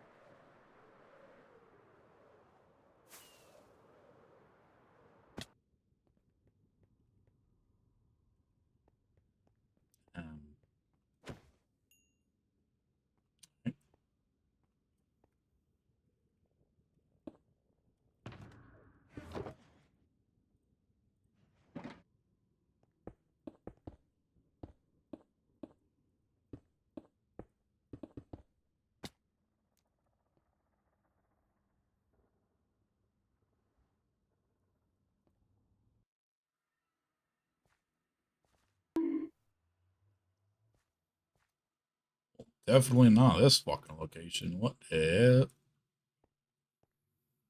Okay, you a dickhead.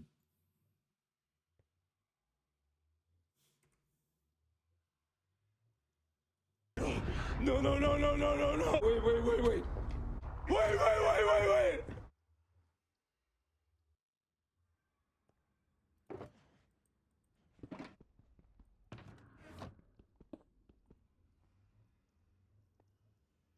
What you mean canceled? You ain't taking it back.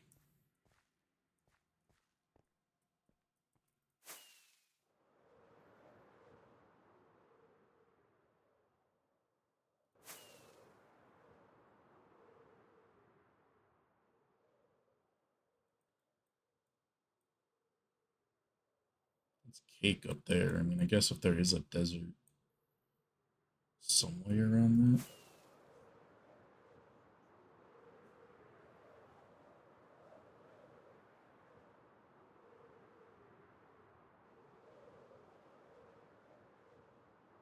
Well, I don't. Also, the thing is with chunk base, if I use it now, as you know, I don't know what I've already explored before. Because, like, if I choose the location, like, it could be generated pre 117 or it could not be. And then it's not going to be accurate because I could have already been there and explored it. Desert, please? Or that's just a really large beach? I don't know. That's a big ass beach.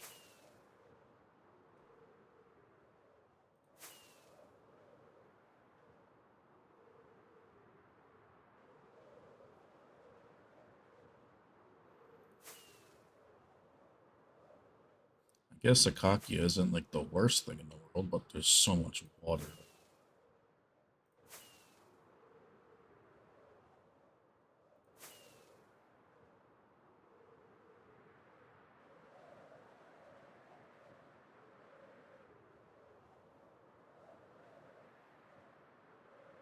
Continue with this desert. Fuck with the mesa. Give me the damn desert. When I want the mesa, or when I want the mesa, I don't get a mesa. I want a desert, I don't get the damn desert.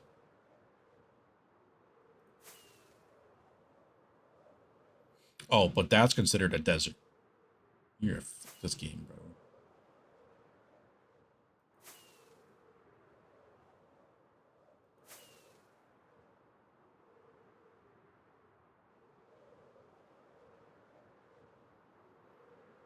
Can I just get...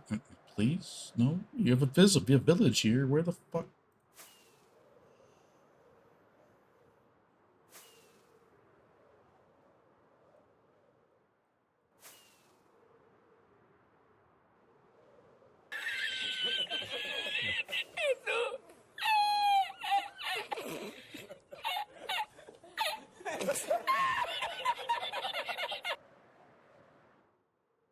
Beach. Beach. Where's the water?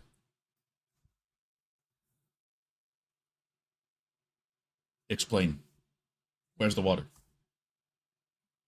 That's a beach? Alright.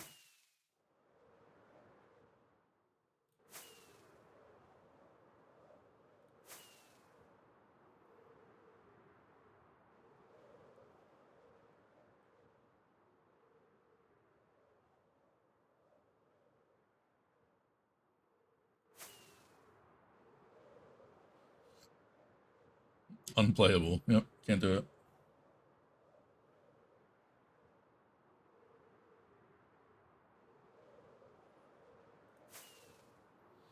Now we're into the cold shit.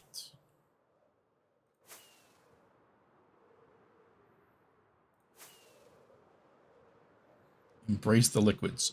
No.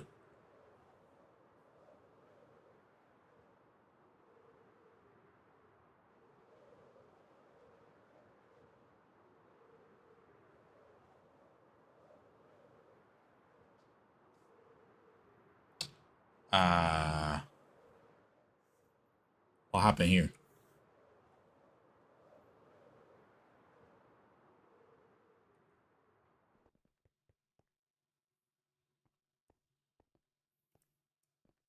They got trimmed.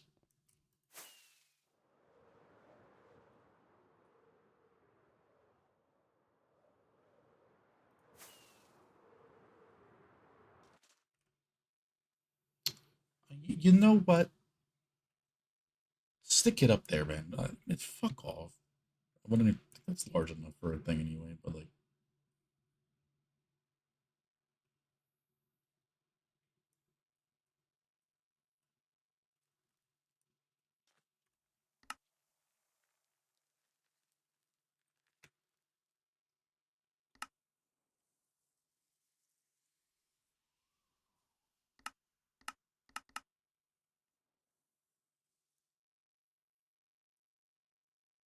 It's not.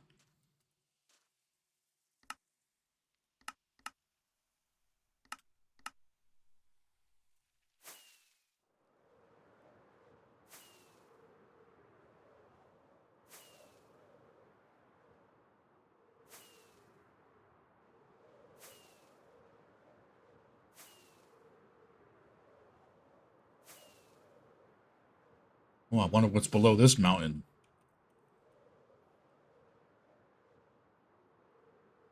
Really? Union City. Your fuck ass is here.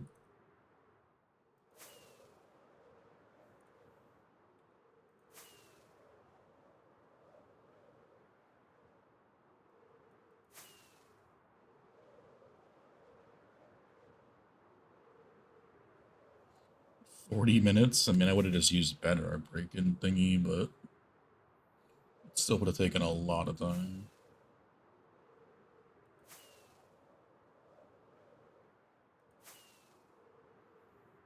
Now we're into the cold shit. Bro, I thought it was to make the warm biomes near each other. What is this?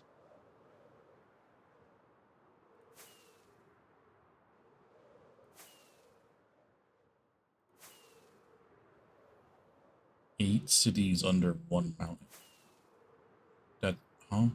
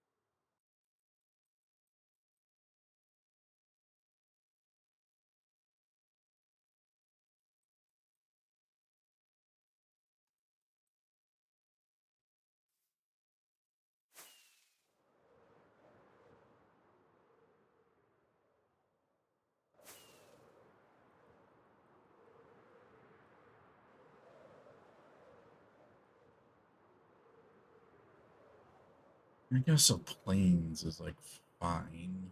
We can find a good enough area.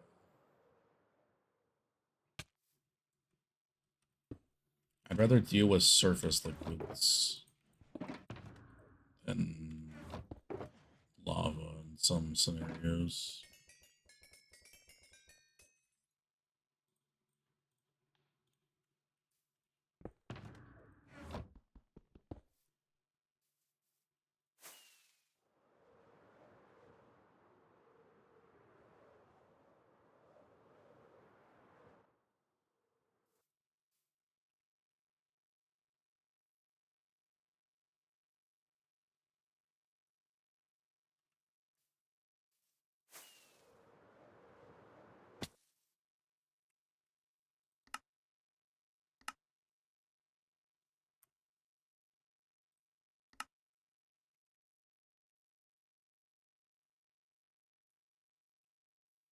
Not that water. Fuck that. Never mind.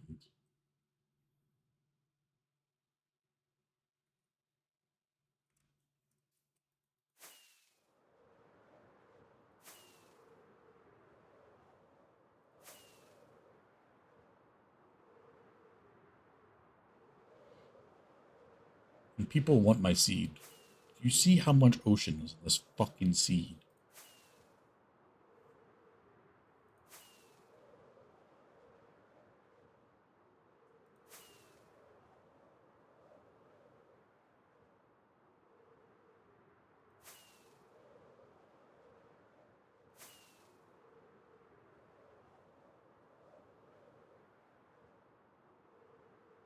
I'm convinced my seed is just cursed with oceans. Change the seed. Charlie.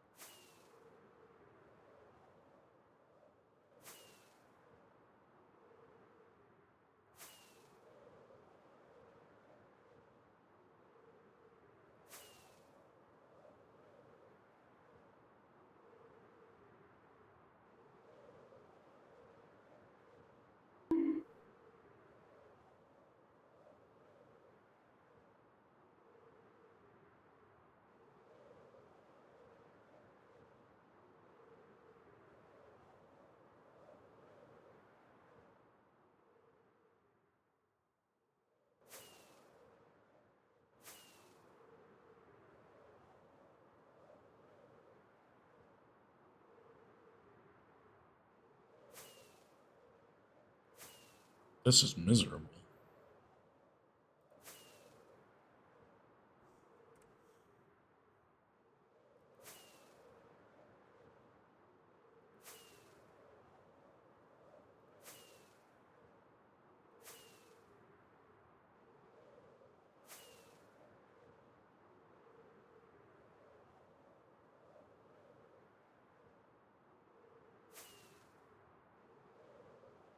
There's not a large enough area unless it's a fucking mountain before more ocean starts again.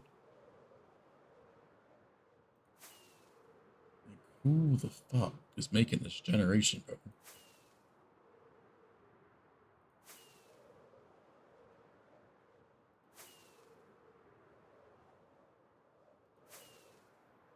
Oh, a desert? Oh, it's gonna last like 10 blocks. Oh, yeah, it goes into a mangrove swamp. Fucking.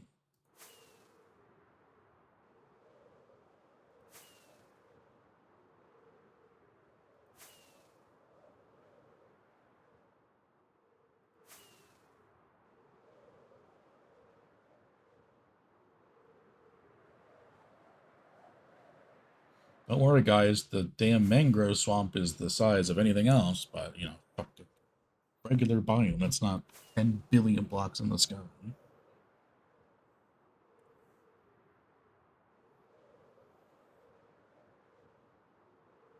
We don't bother too much to look for locations.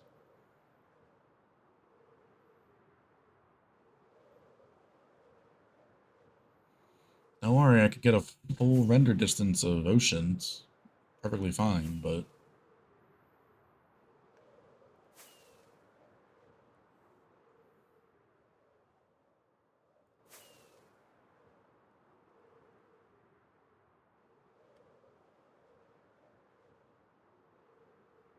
Did you really just ask that question, Achillean?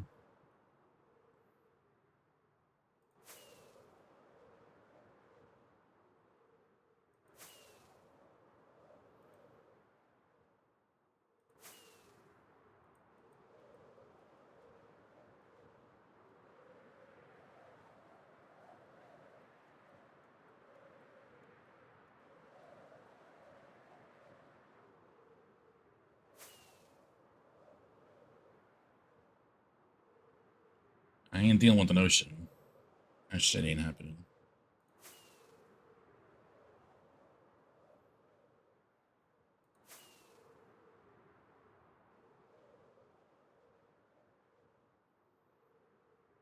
Oh, a snowy biome. Fun.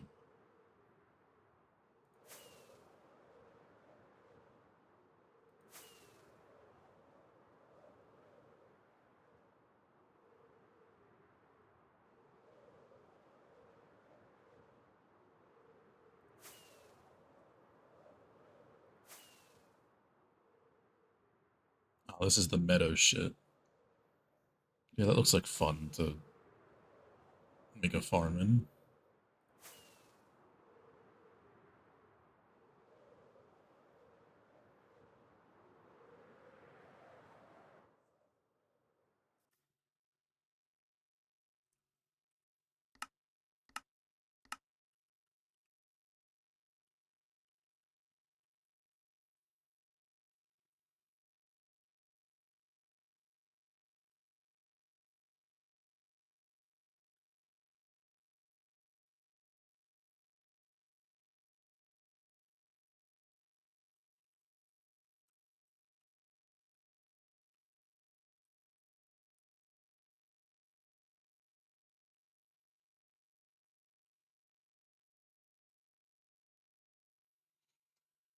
I mean, Lush Caves isn't great. Oh.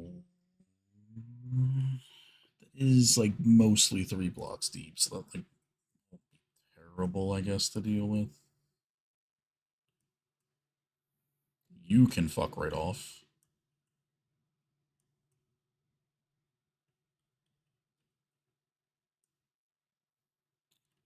So we're definitely moving over this way.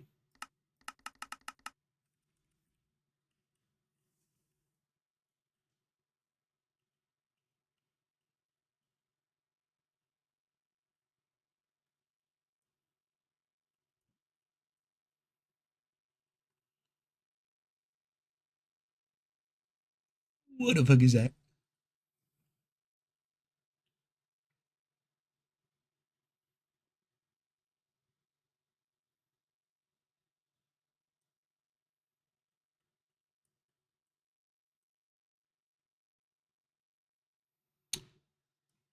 Nah, nah, nah, not fucking up.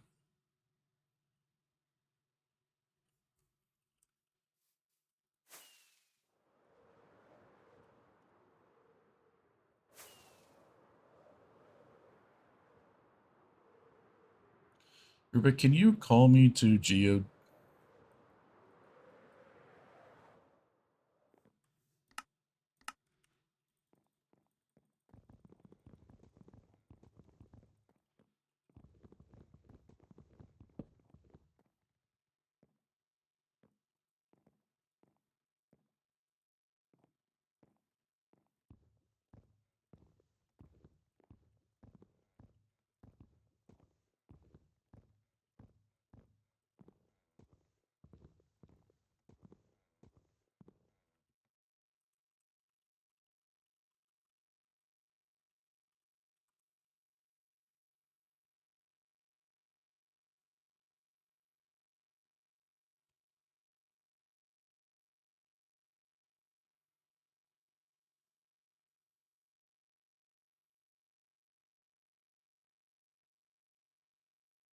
I'm just gonna go near Corey. There's got to be something near there.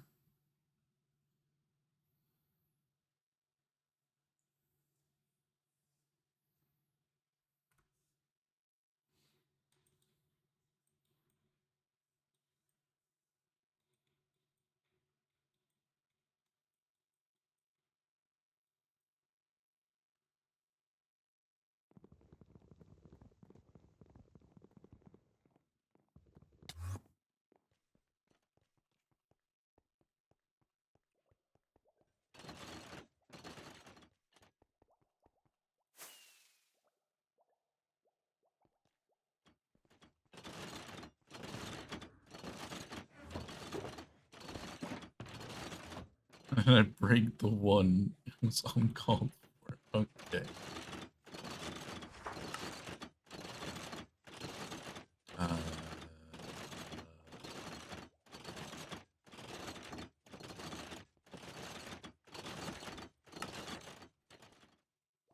I didn't mean to break the block. I was just punching the air or the ground, and it broke.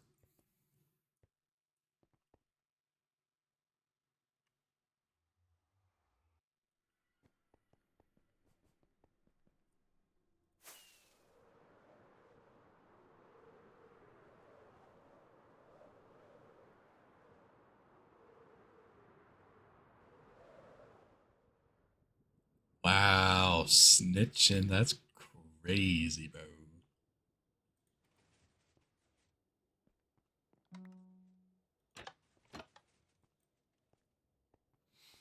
There was a bee just floating around the nether, and I just, put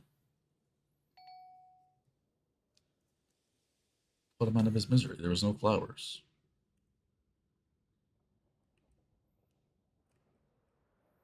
He was stuck on the nether roof with no escape.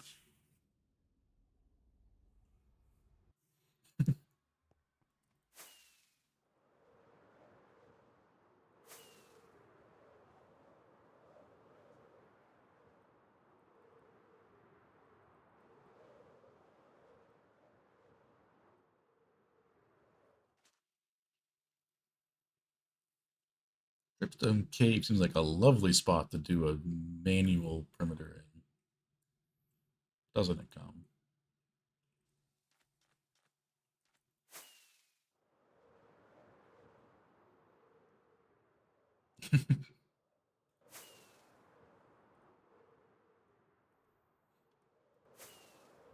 See, now I've made plenty of perimeters since we updated in Dripstone Caves, and I have never had a problem.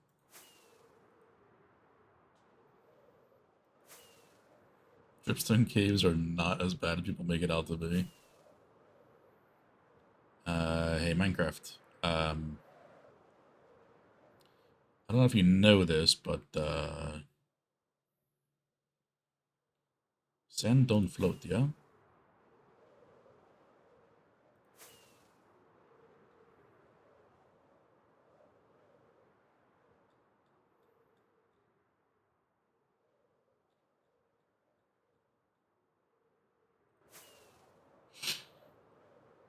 Jokes aside, hope you're doing well, though, Beast.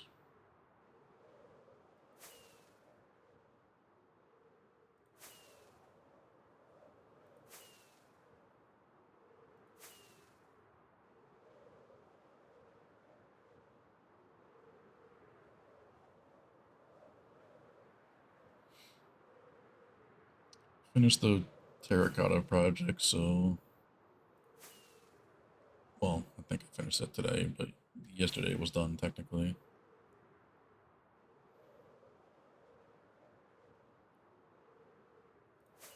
But none of that's finally over. I don't gotta stress about that rooted dirt farm anymore.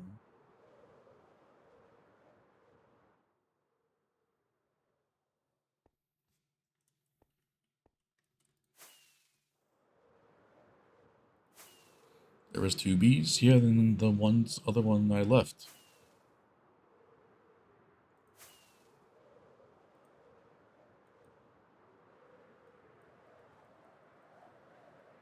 Check the VOD, I mean, he's still there.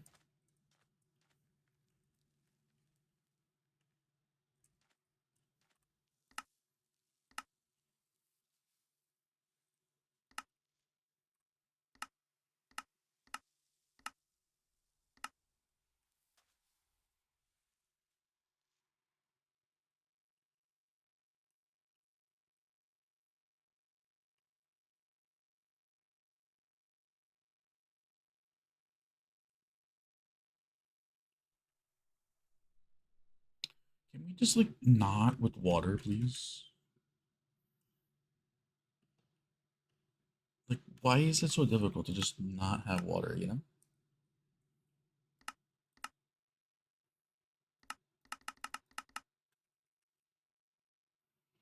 100K for me to name it and never kill it.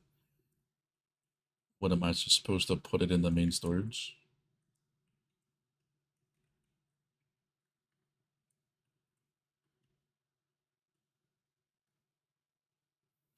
Can these things? It's always water, or it's you. You always mean ah.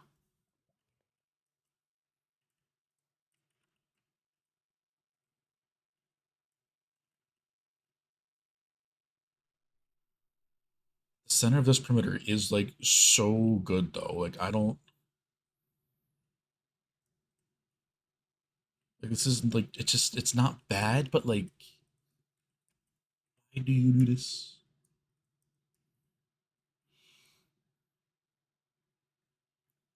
all in all, that river is not going to be that bad.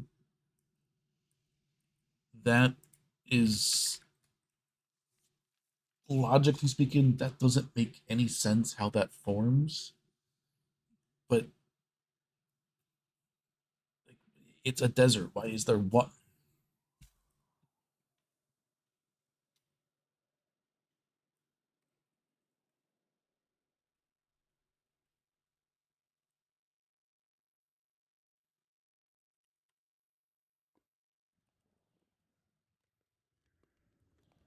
One. Oh, it's only one spawner? And kind of like 4, 5, or 2 spawners, so like 6. It's fine. Kind of some free powdered snow too, I guess.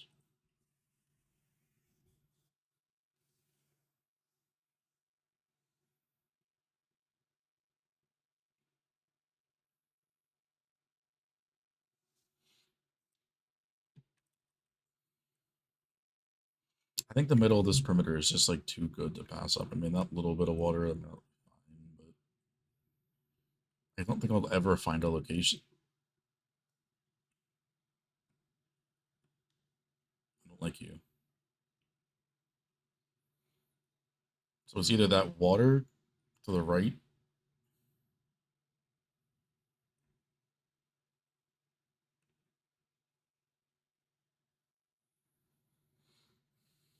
or more trial chamber.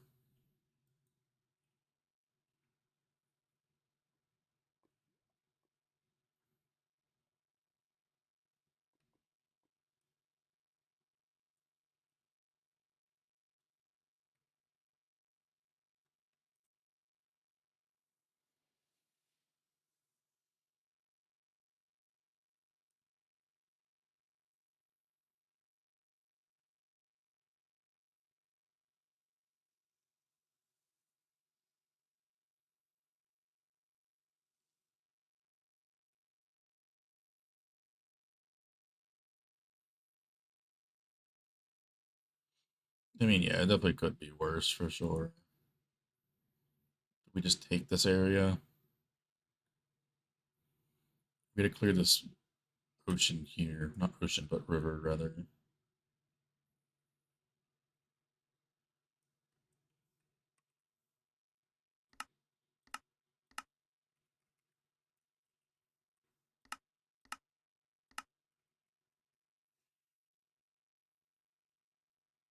It's almost 5 a.m. They be moving too fast.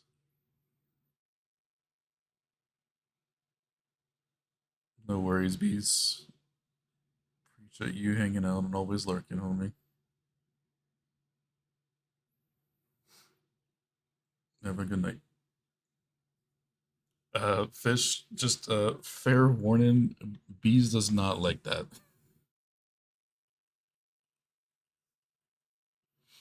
Definitely not the first.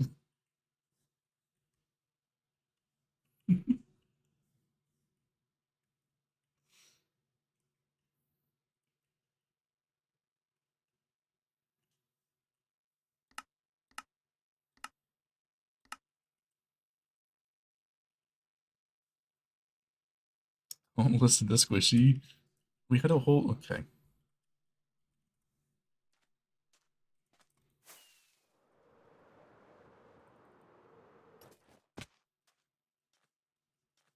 There is no passion, there is no vision, there is no aggression, there is no fucking mindset in this football club. Nothing is there. What the hell is there in this football? I do not care about chunk alignments, you know.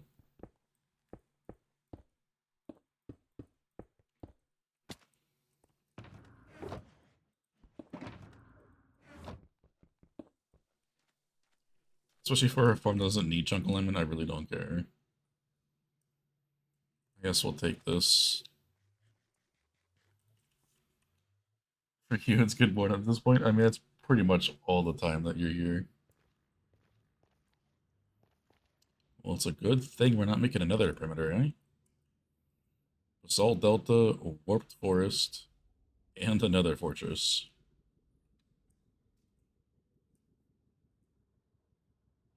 What is that?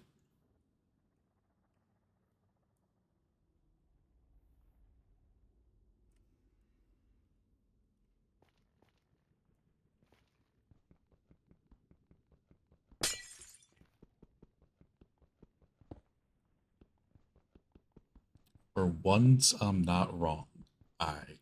So she really chose violence today, yeah?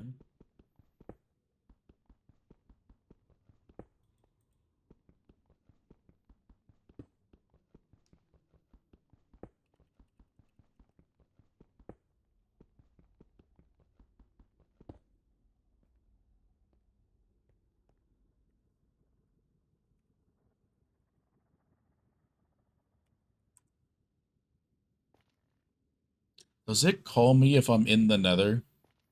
If I have Rubik press it now, will it still... Can you try that, Rubik?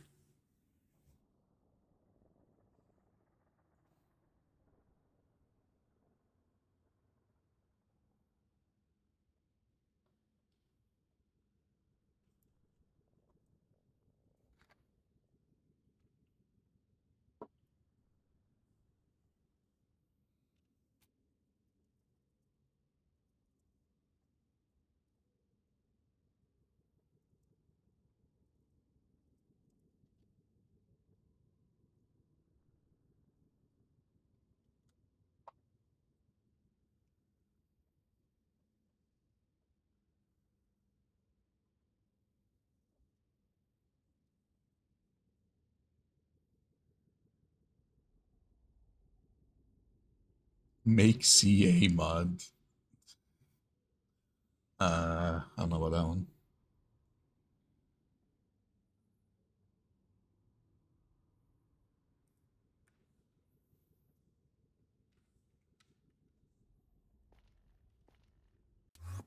Oh, it does.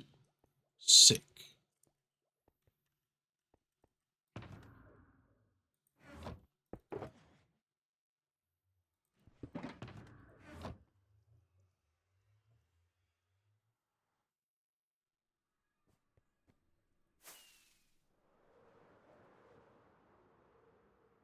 $1582, 4004.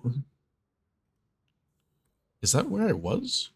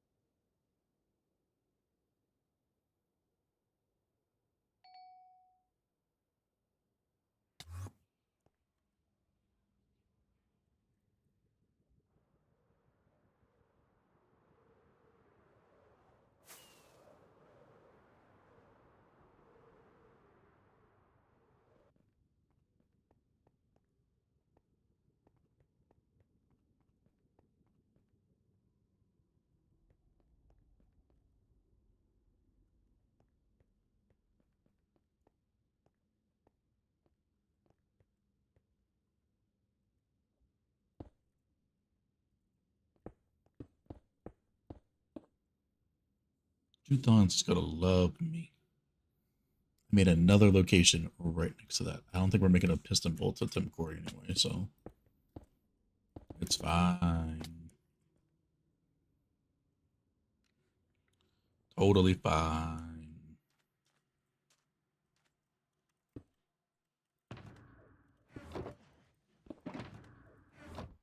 Alright. So this is location.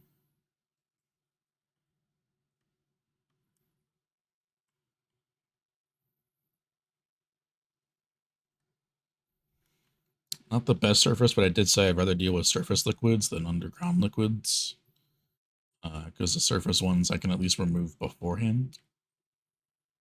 And the less underground stuff I got to deal with, the better. And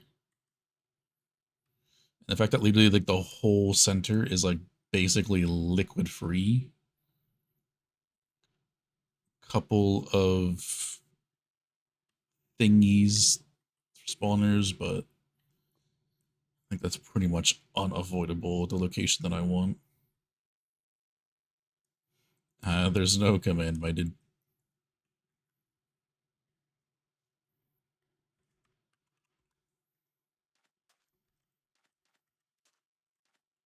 The one that we get is at the very end.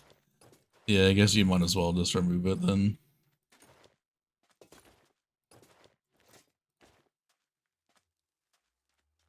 That's fine. So I guess we're gonna encode this to the thingy-mabobber.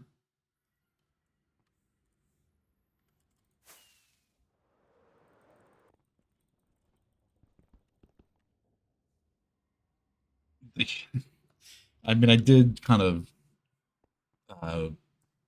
jinx it, yeah.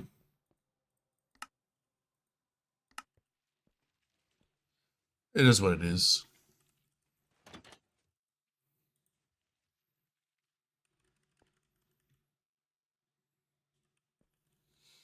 Yeah, they are, I'm pretty sure. But it's all gone.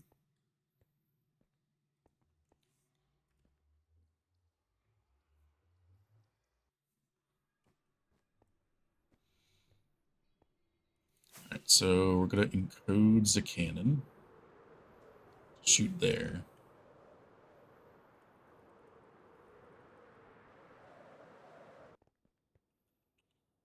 Okay, so I need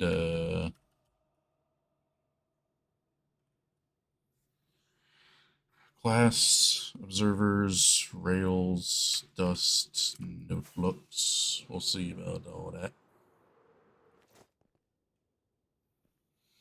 They need more than double the codes. They need a lot of stuff for that, but that's fine. It is what it is there. Alright. Well, that's something that's going to be interesting to do while encoding a cannon. It'll be fine. Don't worry about it. Welcome in, Raiders. How we all doing today, dudes? Working on setting up a new project at the moment. Welcome in, everybody. Hope stream was good. Link, of course. I do be lurking, as always.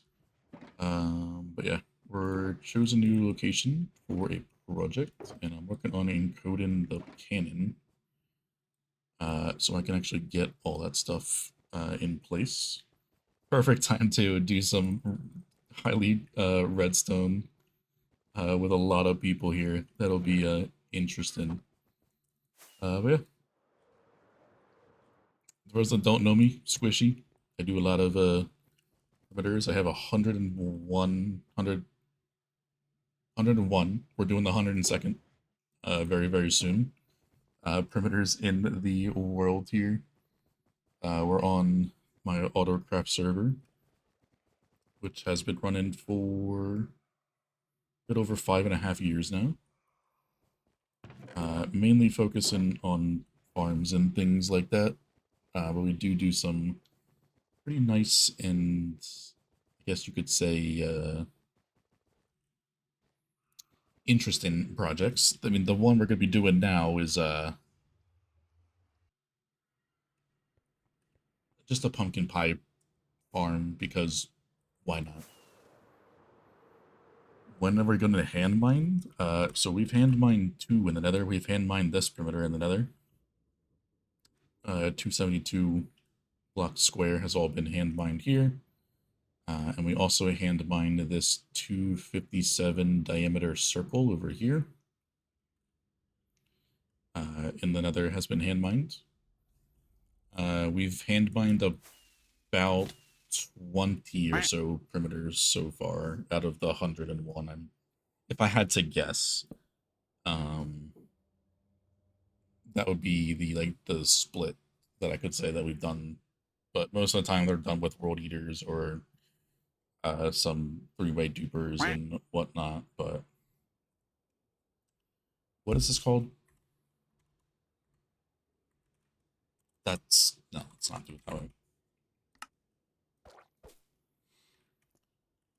So yeah, we're going to be encoding our Ender Pearl cannon here to shoot to a very, that looks weird, specific location, which is down here, right here, I'm pretty sure. 1582, 4004 that we got to do the encoding. So we're going to do a lot of redstone down at the bottom here. That is going to tell the cannon to use a certain amount of TNT in each cardinal direction to propel our Ender Pearl over there. So for those that don't know, I won't do it right now. I want to make sure I can encode this properly. So I got to pull up my project channel, mini FTL. I need to do some important things. So I got to pull up the website we can encode. Let me see if I can show this for you.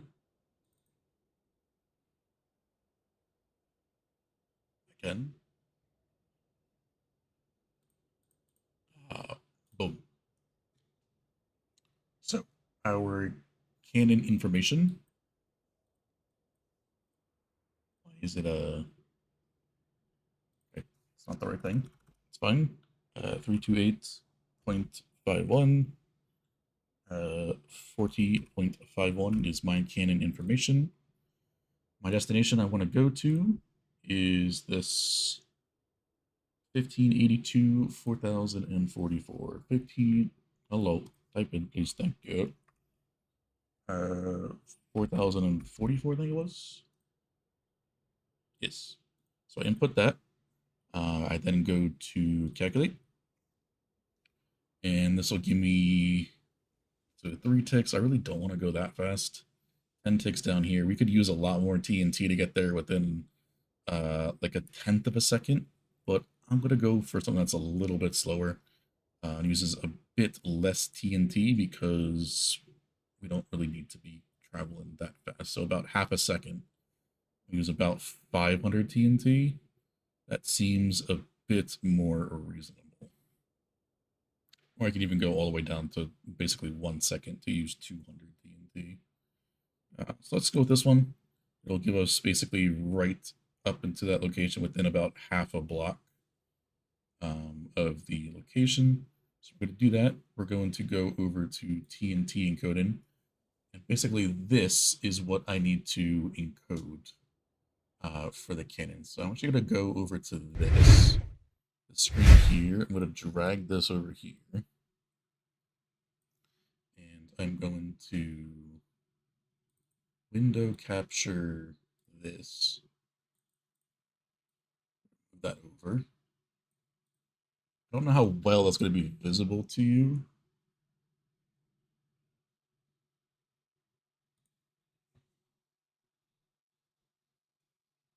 Are those numbers readable to you? On my end, it's not really that readable.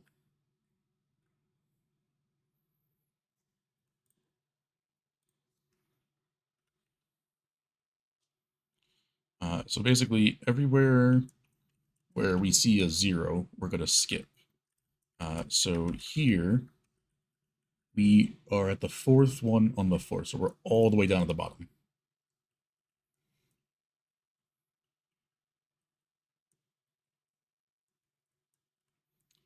Okay, so we got basically these glass colors here do certain things. So this one will up excel the TNT. This one will also up excel the TNT. This just adds TNT to there as well. We have the small version, so this section is most of the time not used.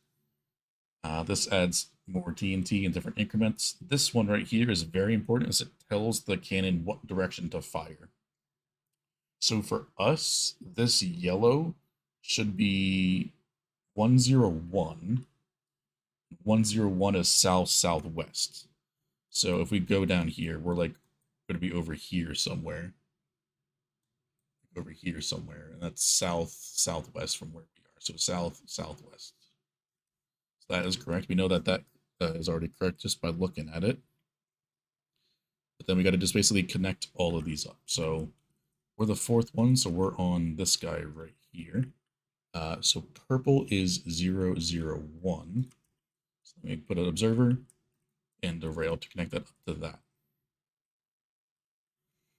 And then blue is 0, 0, so we skip that entirely. Cyan is 1, 1, 0, 0. 1, 0, 0. We then put glass here to connect the rails. Light blue should be all zeros, which it is. Lime 0, 0, 0, 1. 0, 1. Okay, so I'm gonna go up here.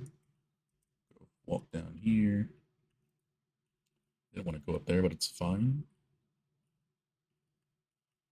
I placed that there. There, and then 0, 0, 0, 1, 0, 1. So we put an observer there and go like that. Yellow is 0, 1, 0, 1, which is right. So 0, 1, 0, 1. Oop, oop, connect that up. Now, I understand this is a lot of technical stuff. Even I don't understand what this is doing, besides just doing certain things per slice. How they get these numbers, I have no idea. I'm just following the guide. So as smart as people think I am, I'm kind of just following directions. Most of the time. Some things I can figure my stuff out myself, but most of the time, I'm just piecing stuff together like a puzzle. And learning as I go. But trying to understand this, yeah, good luck with that one. I'm gonna go up here because I cannot do that. So we go bop, bop, bop. That activates, that's fine. Magenta is most of the time always 0, 0, 0, which is fine. And then purple is 1, 0. So 1. You gotta put the observer there, buddy. Okay, pay attention. Let's go. All right, and just for double checking, because we had a problem where I did it wrong before. So 0, 0, 1, 0, 0, 1, 1, 0, 0, 0, 0, 0. Lime 0, 0, 0, 1, 0, 1, 0, 1, 0, 1, 0, 1, 0, 0, 1, 1, 0, 0, 0, 0, 0, 1, 1, 1, 0, 0, 1, 0. Okay. So that should be encoded correctly. Now we get to do the fun part. Every time we do a new location, we have to pop a totem.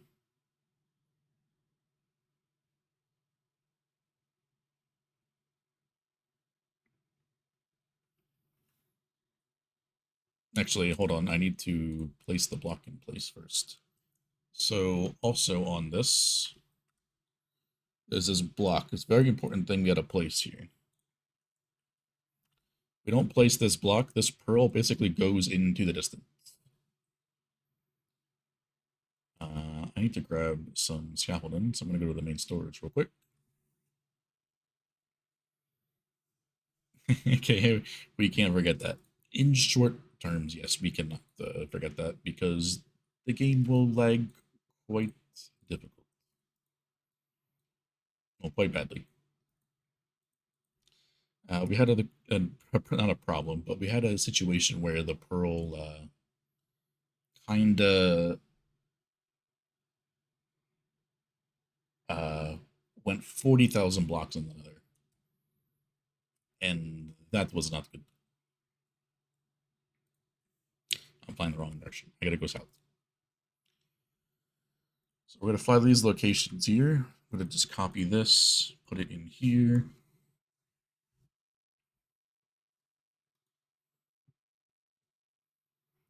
We're going to just fly over there. Normally it's better with 2 people. So while I'm doing the encoding, I could have somebody else go place this in, but that's all good for now. We do it the good old-fashioned way. How you doing, V6? Welcome in, my dude. So I think it's like down here, I think it is. Yeah, that's right here. I'm going to just set this so I can do it easier. But once we have this, this will allow us to travel to this location very, very quickly. And then, of course, we're going to make something else for this as well. That way we can actually go back from this area quickly, because obviously this is like a one-way thing. But it would kind of be a bit annoying to make one of these cannons all over the place, like every single project. So we have something that's a little bit simpler that we can use instead. That's how we travel around our world and nether and everything like that, because flying like this, not the best things to do for thousands of blocks. And if you forget something for the project, it's a long fly back to your storage and then a long fly back over here. Why not make it a little bit faster, you know?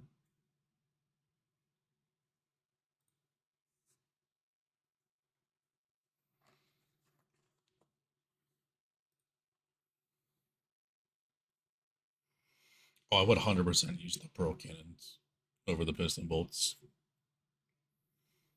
Like, I mean, I guess you could say transferring items over a piston bolt is a lot nicer if their thing is stacked cart compatible. But if it's not, then the cannon is just so much nicer because it's basically instant.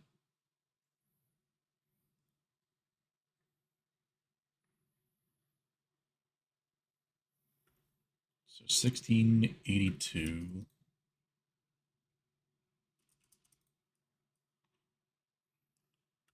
And then 4253.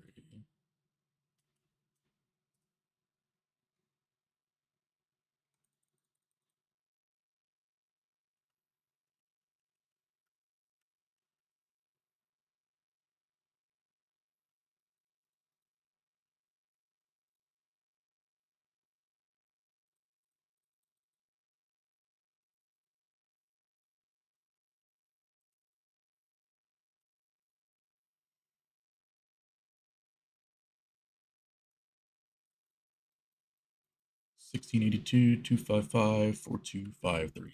Please.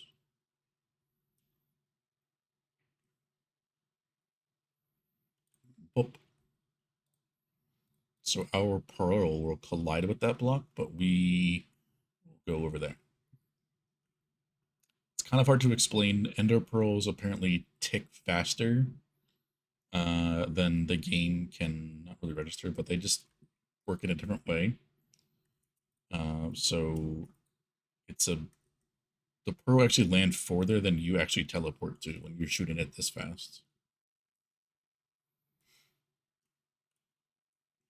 I never thought that was the case, but apparently it is, which is why we got to place that block there a bit different. So to go back, we will make this thing here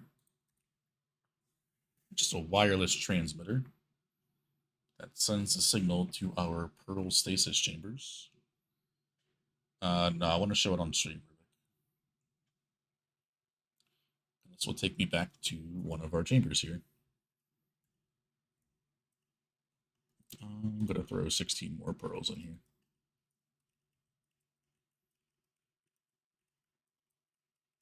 Hello. Thank you.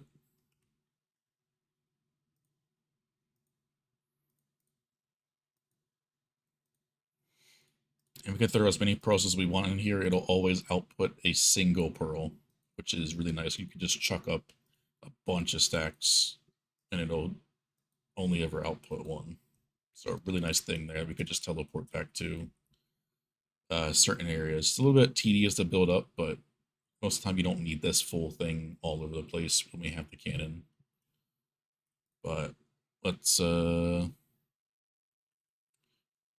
we can use our totem, and we need the totem because we need to place another block for the player to land on.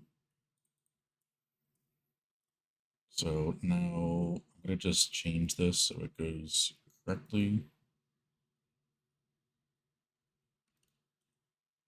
The pumpkin pie location, which is only just encoded. And hopefully, if everything goes right, we should land at that waypoint portal there. So, fingers crossed.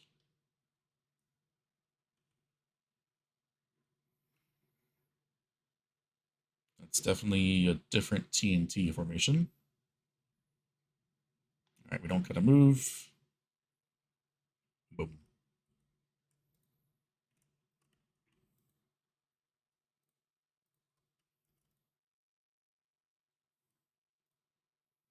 Don't worry if you join from Link stream. That's not Link popping up totem. That's me.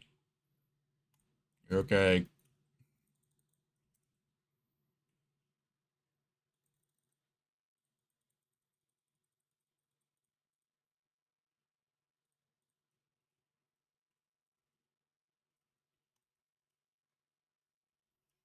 Just see a lurker getting super confused. Or totem pop. Who's this guy?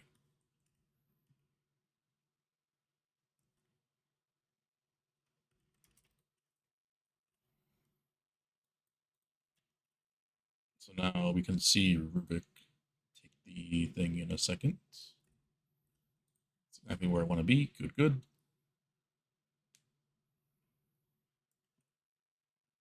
And then when Rubik uses it, he will appear right on top of that block.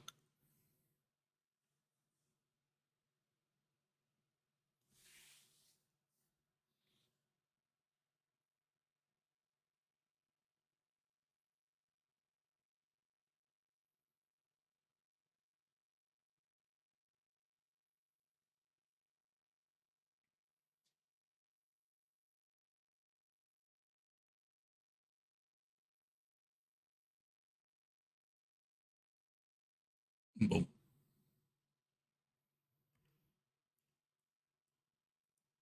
So now we can go to our new perimeter location very, very quickly. Welcome in, Moria. From the raid. Appreciate you stopping by. I gotta make one of these at the new location, but we'll do that after we start working on it. I'll probably do tomorrow. Ah, but a little small little machine here that sends a signal back to here.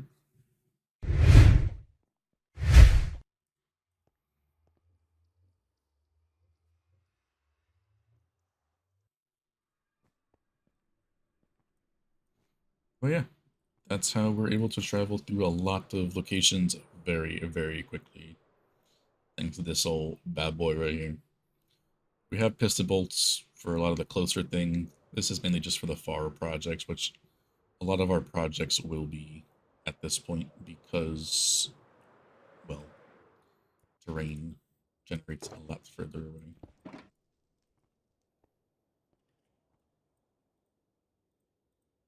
So yeah, honestly, it's not too bad to encode once you kind of understand what you need to do. But if you have no idea, it's a bit complicated, to say the least.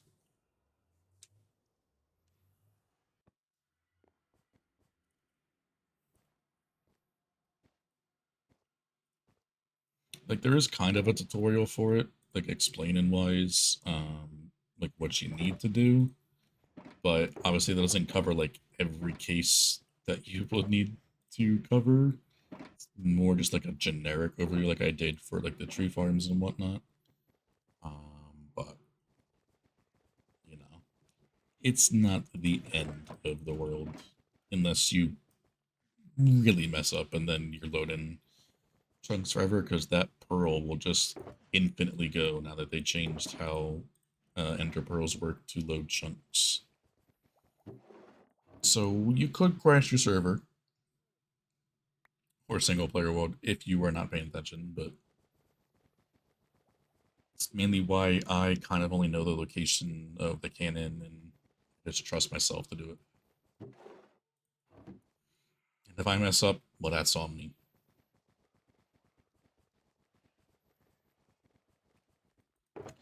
Yeah, that thing's not really the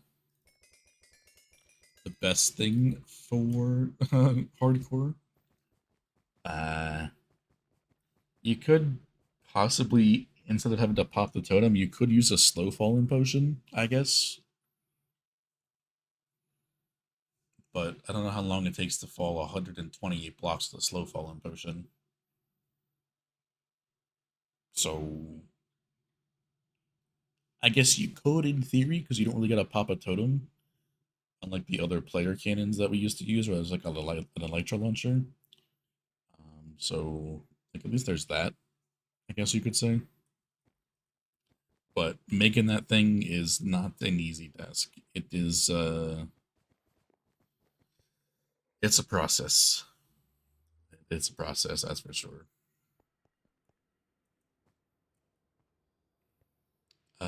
Let me go to the flower farm project so I can show you guys that real quick. If you guys are still chilling about. Something you could probably understand a little bit better than this cannon, because, like I said, I barely understand this thing.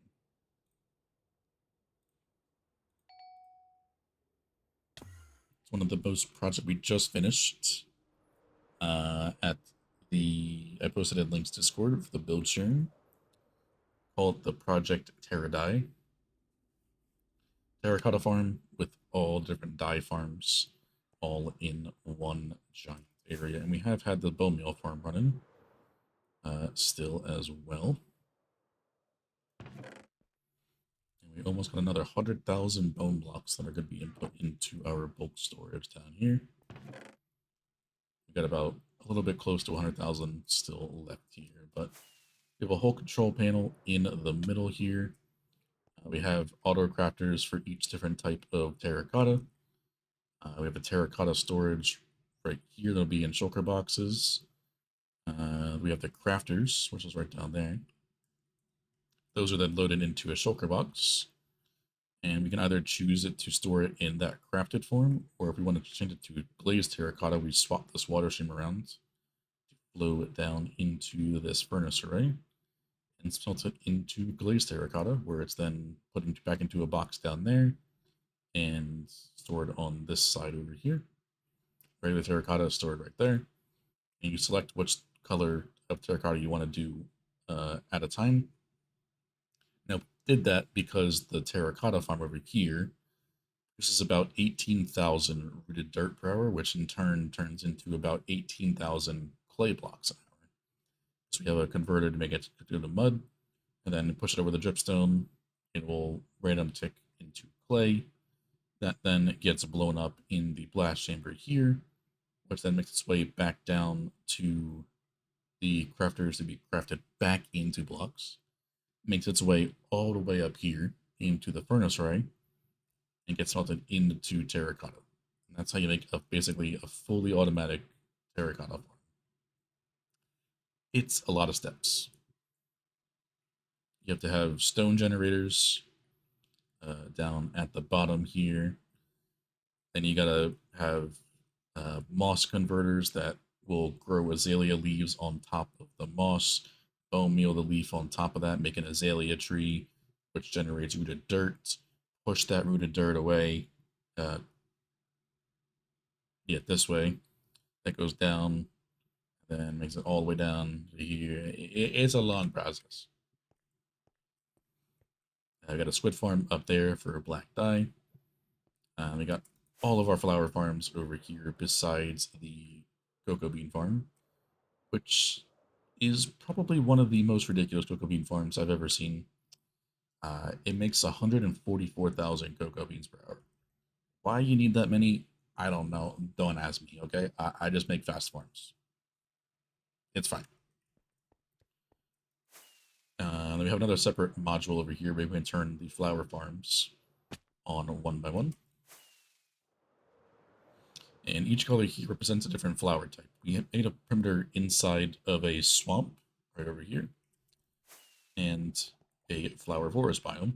So we can have all different colors of the flowers. So we got light blue, which from that one, magenta, or I call it Magneta. We got pink, red, orange, white. We have the sunflowers down there, which is yellow, the light gray, and the blue flower over here. We have the cactus farm for the green dye there. We have a sea pickle farm for the lime dye right down there. Now, despite this size of the sea pickle farm, you guys probably know it from Link. This is pretty fast. It's like 102,000 sea pickles an hour or something like that, which is just crazy how fast those farms can do. And then we have a furnace right here to smelt both the lime and the green dye into their actual dye form, because the plant is not the dye until you smelt it. And then that makes its way over to our storage there, where we store all of the dyes there. So we can actually turn one of these farms on for you real quick. I'm going to turn on my favorite color, besides purple, Magneto, just because it's fun to say.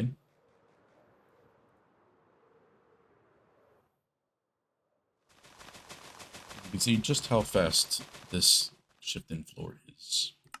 I'm going to turn my sound down because it's a wee bit loud.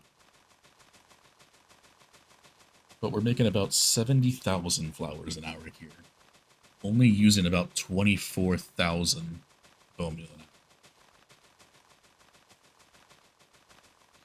But it uses these hopper minecarts down here to pick the items up. And look at this little weird minecart trick right here, where we send the minecarts, basically phasing them through dispensers.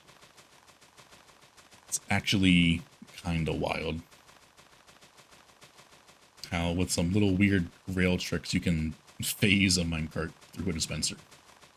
And that's how it collects 100% of the drops, even on top of the dispenser there.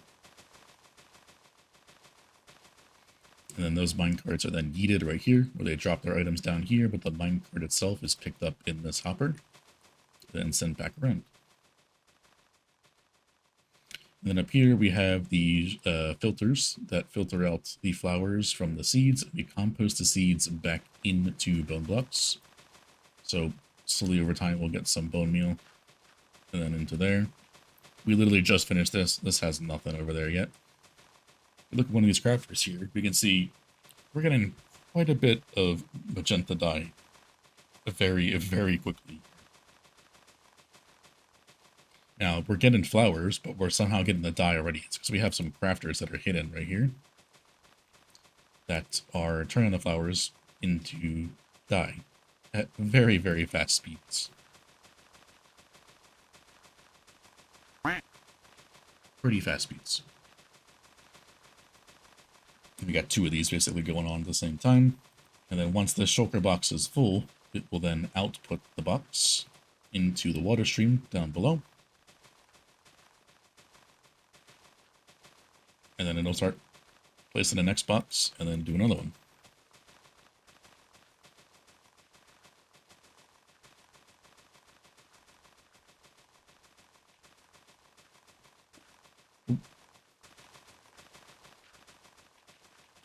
A slight problem with this box loader where it actually does output an extra die, which is fine because we modified it with the crafters, but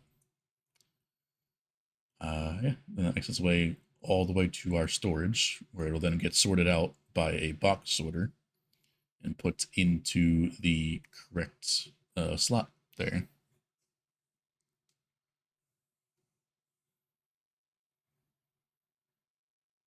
And these water streams have no ice, you will notice. But if you cut a water stream only 7 blocks in length, you can actually get away with not having any ice there, which is pretty nice. So this magenta box should end up in the magenta slot. You can see these sticky pistons will extend if it's in the correct spot. There we go. It was detected. And it'll end right up here. Boom.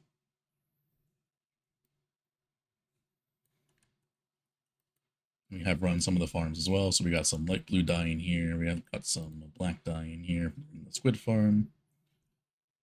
And yeah, this project has been an undertaking, but it has been definitely worth it because we have needed a new flower farm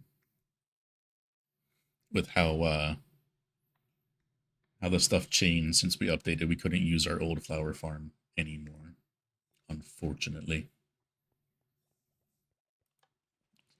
Click the button here, it'll turn off the farm. And boom. And then we'll end that back. So we only turn on one of these farms at a time. That's just mainly because there's really no need to have more than one of them on at the time. I could manually go over there and turn them all on and off the lever that's still there. But for the most part, that's probably not going to be the case. But yeah, I love this project. It was a lot, but definitely still worth it because, I mean, it looks amazing. If I turn camera override off, you can see it without that in it. We have some passive lights from like lava and things like that, but wasn't really designed for that. You will notice that the bone meal farm here, it's kind of made out of bee nests or beehives. Bee nest, beehive, same thing, pretty much. Don't ask questions. It's just best you just don't ask questions, yeah. But we needed a non-movable block that was yellow, and that wasn't yellow glazed terracotta because it doesn't look great. But the beehives kind of match the bamboo doors and the scaffolding, so it kind of works out all right. We'll leave it at that. But in the back of this, we have bone block crafters, which is how we're getting all of our bone meal for this area. You can see down here, all the bone blocks get an output here into the water stream and getting loaded into a box here.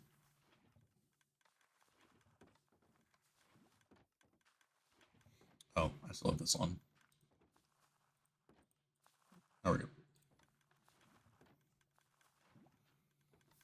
Why are the mods statement? I don't know. Ask the mods. Oh, wait.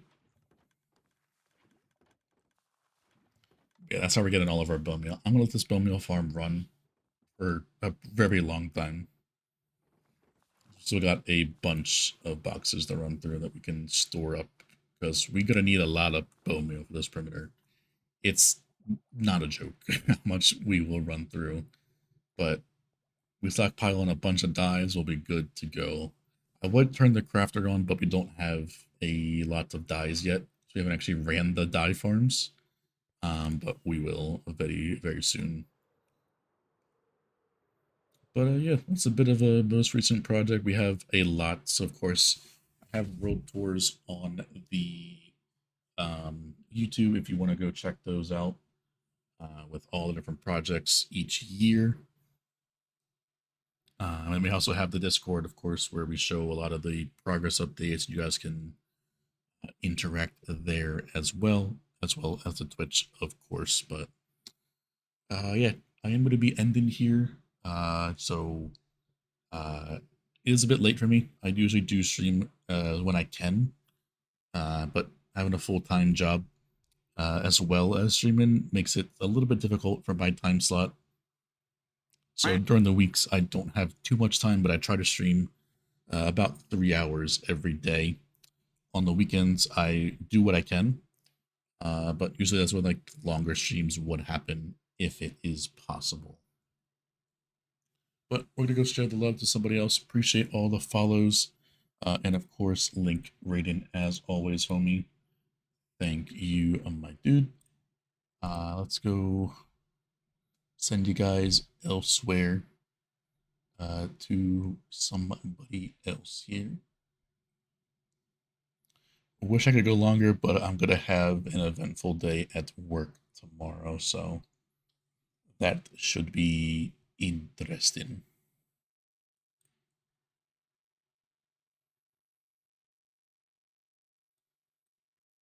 We'll go over here, I think.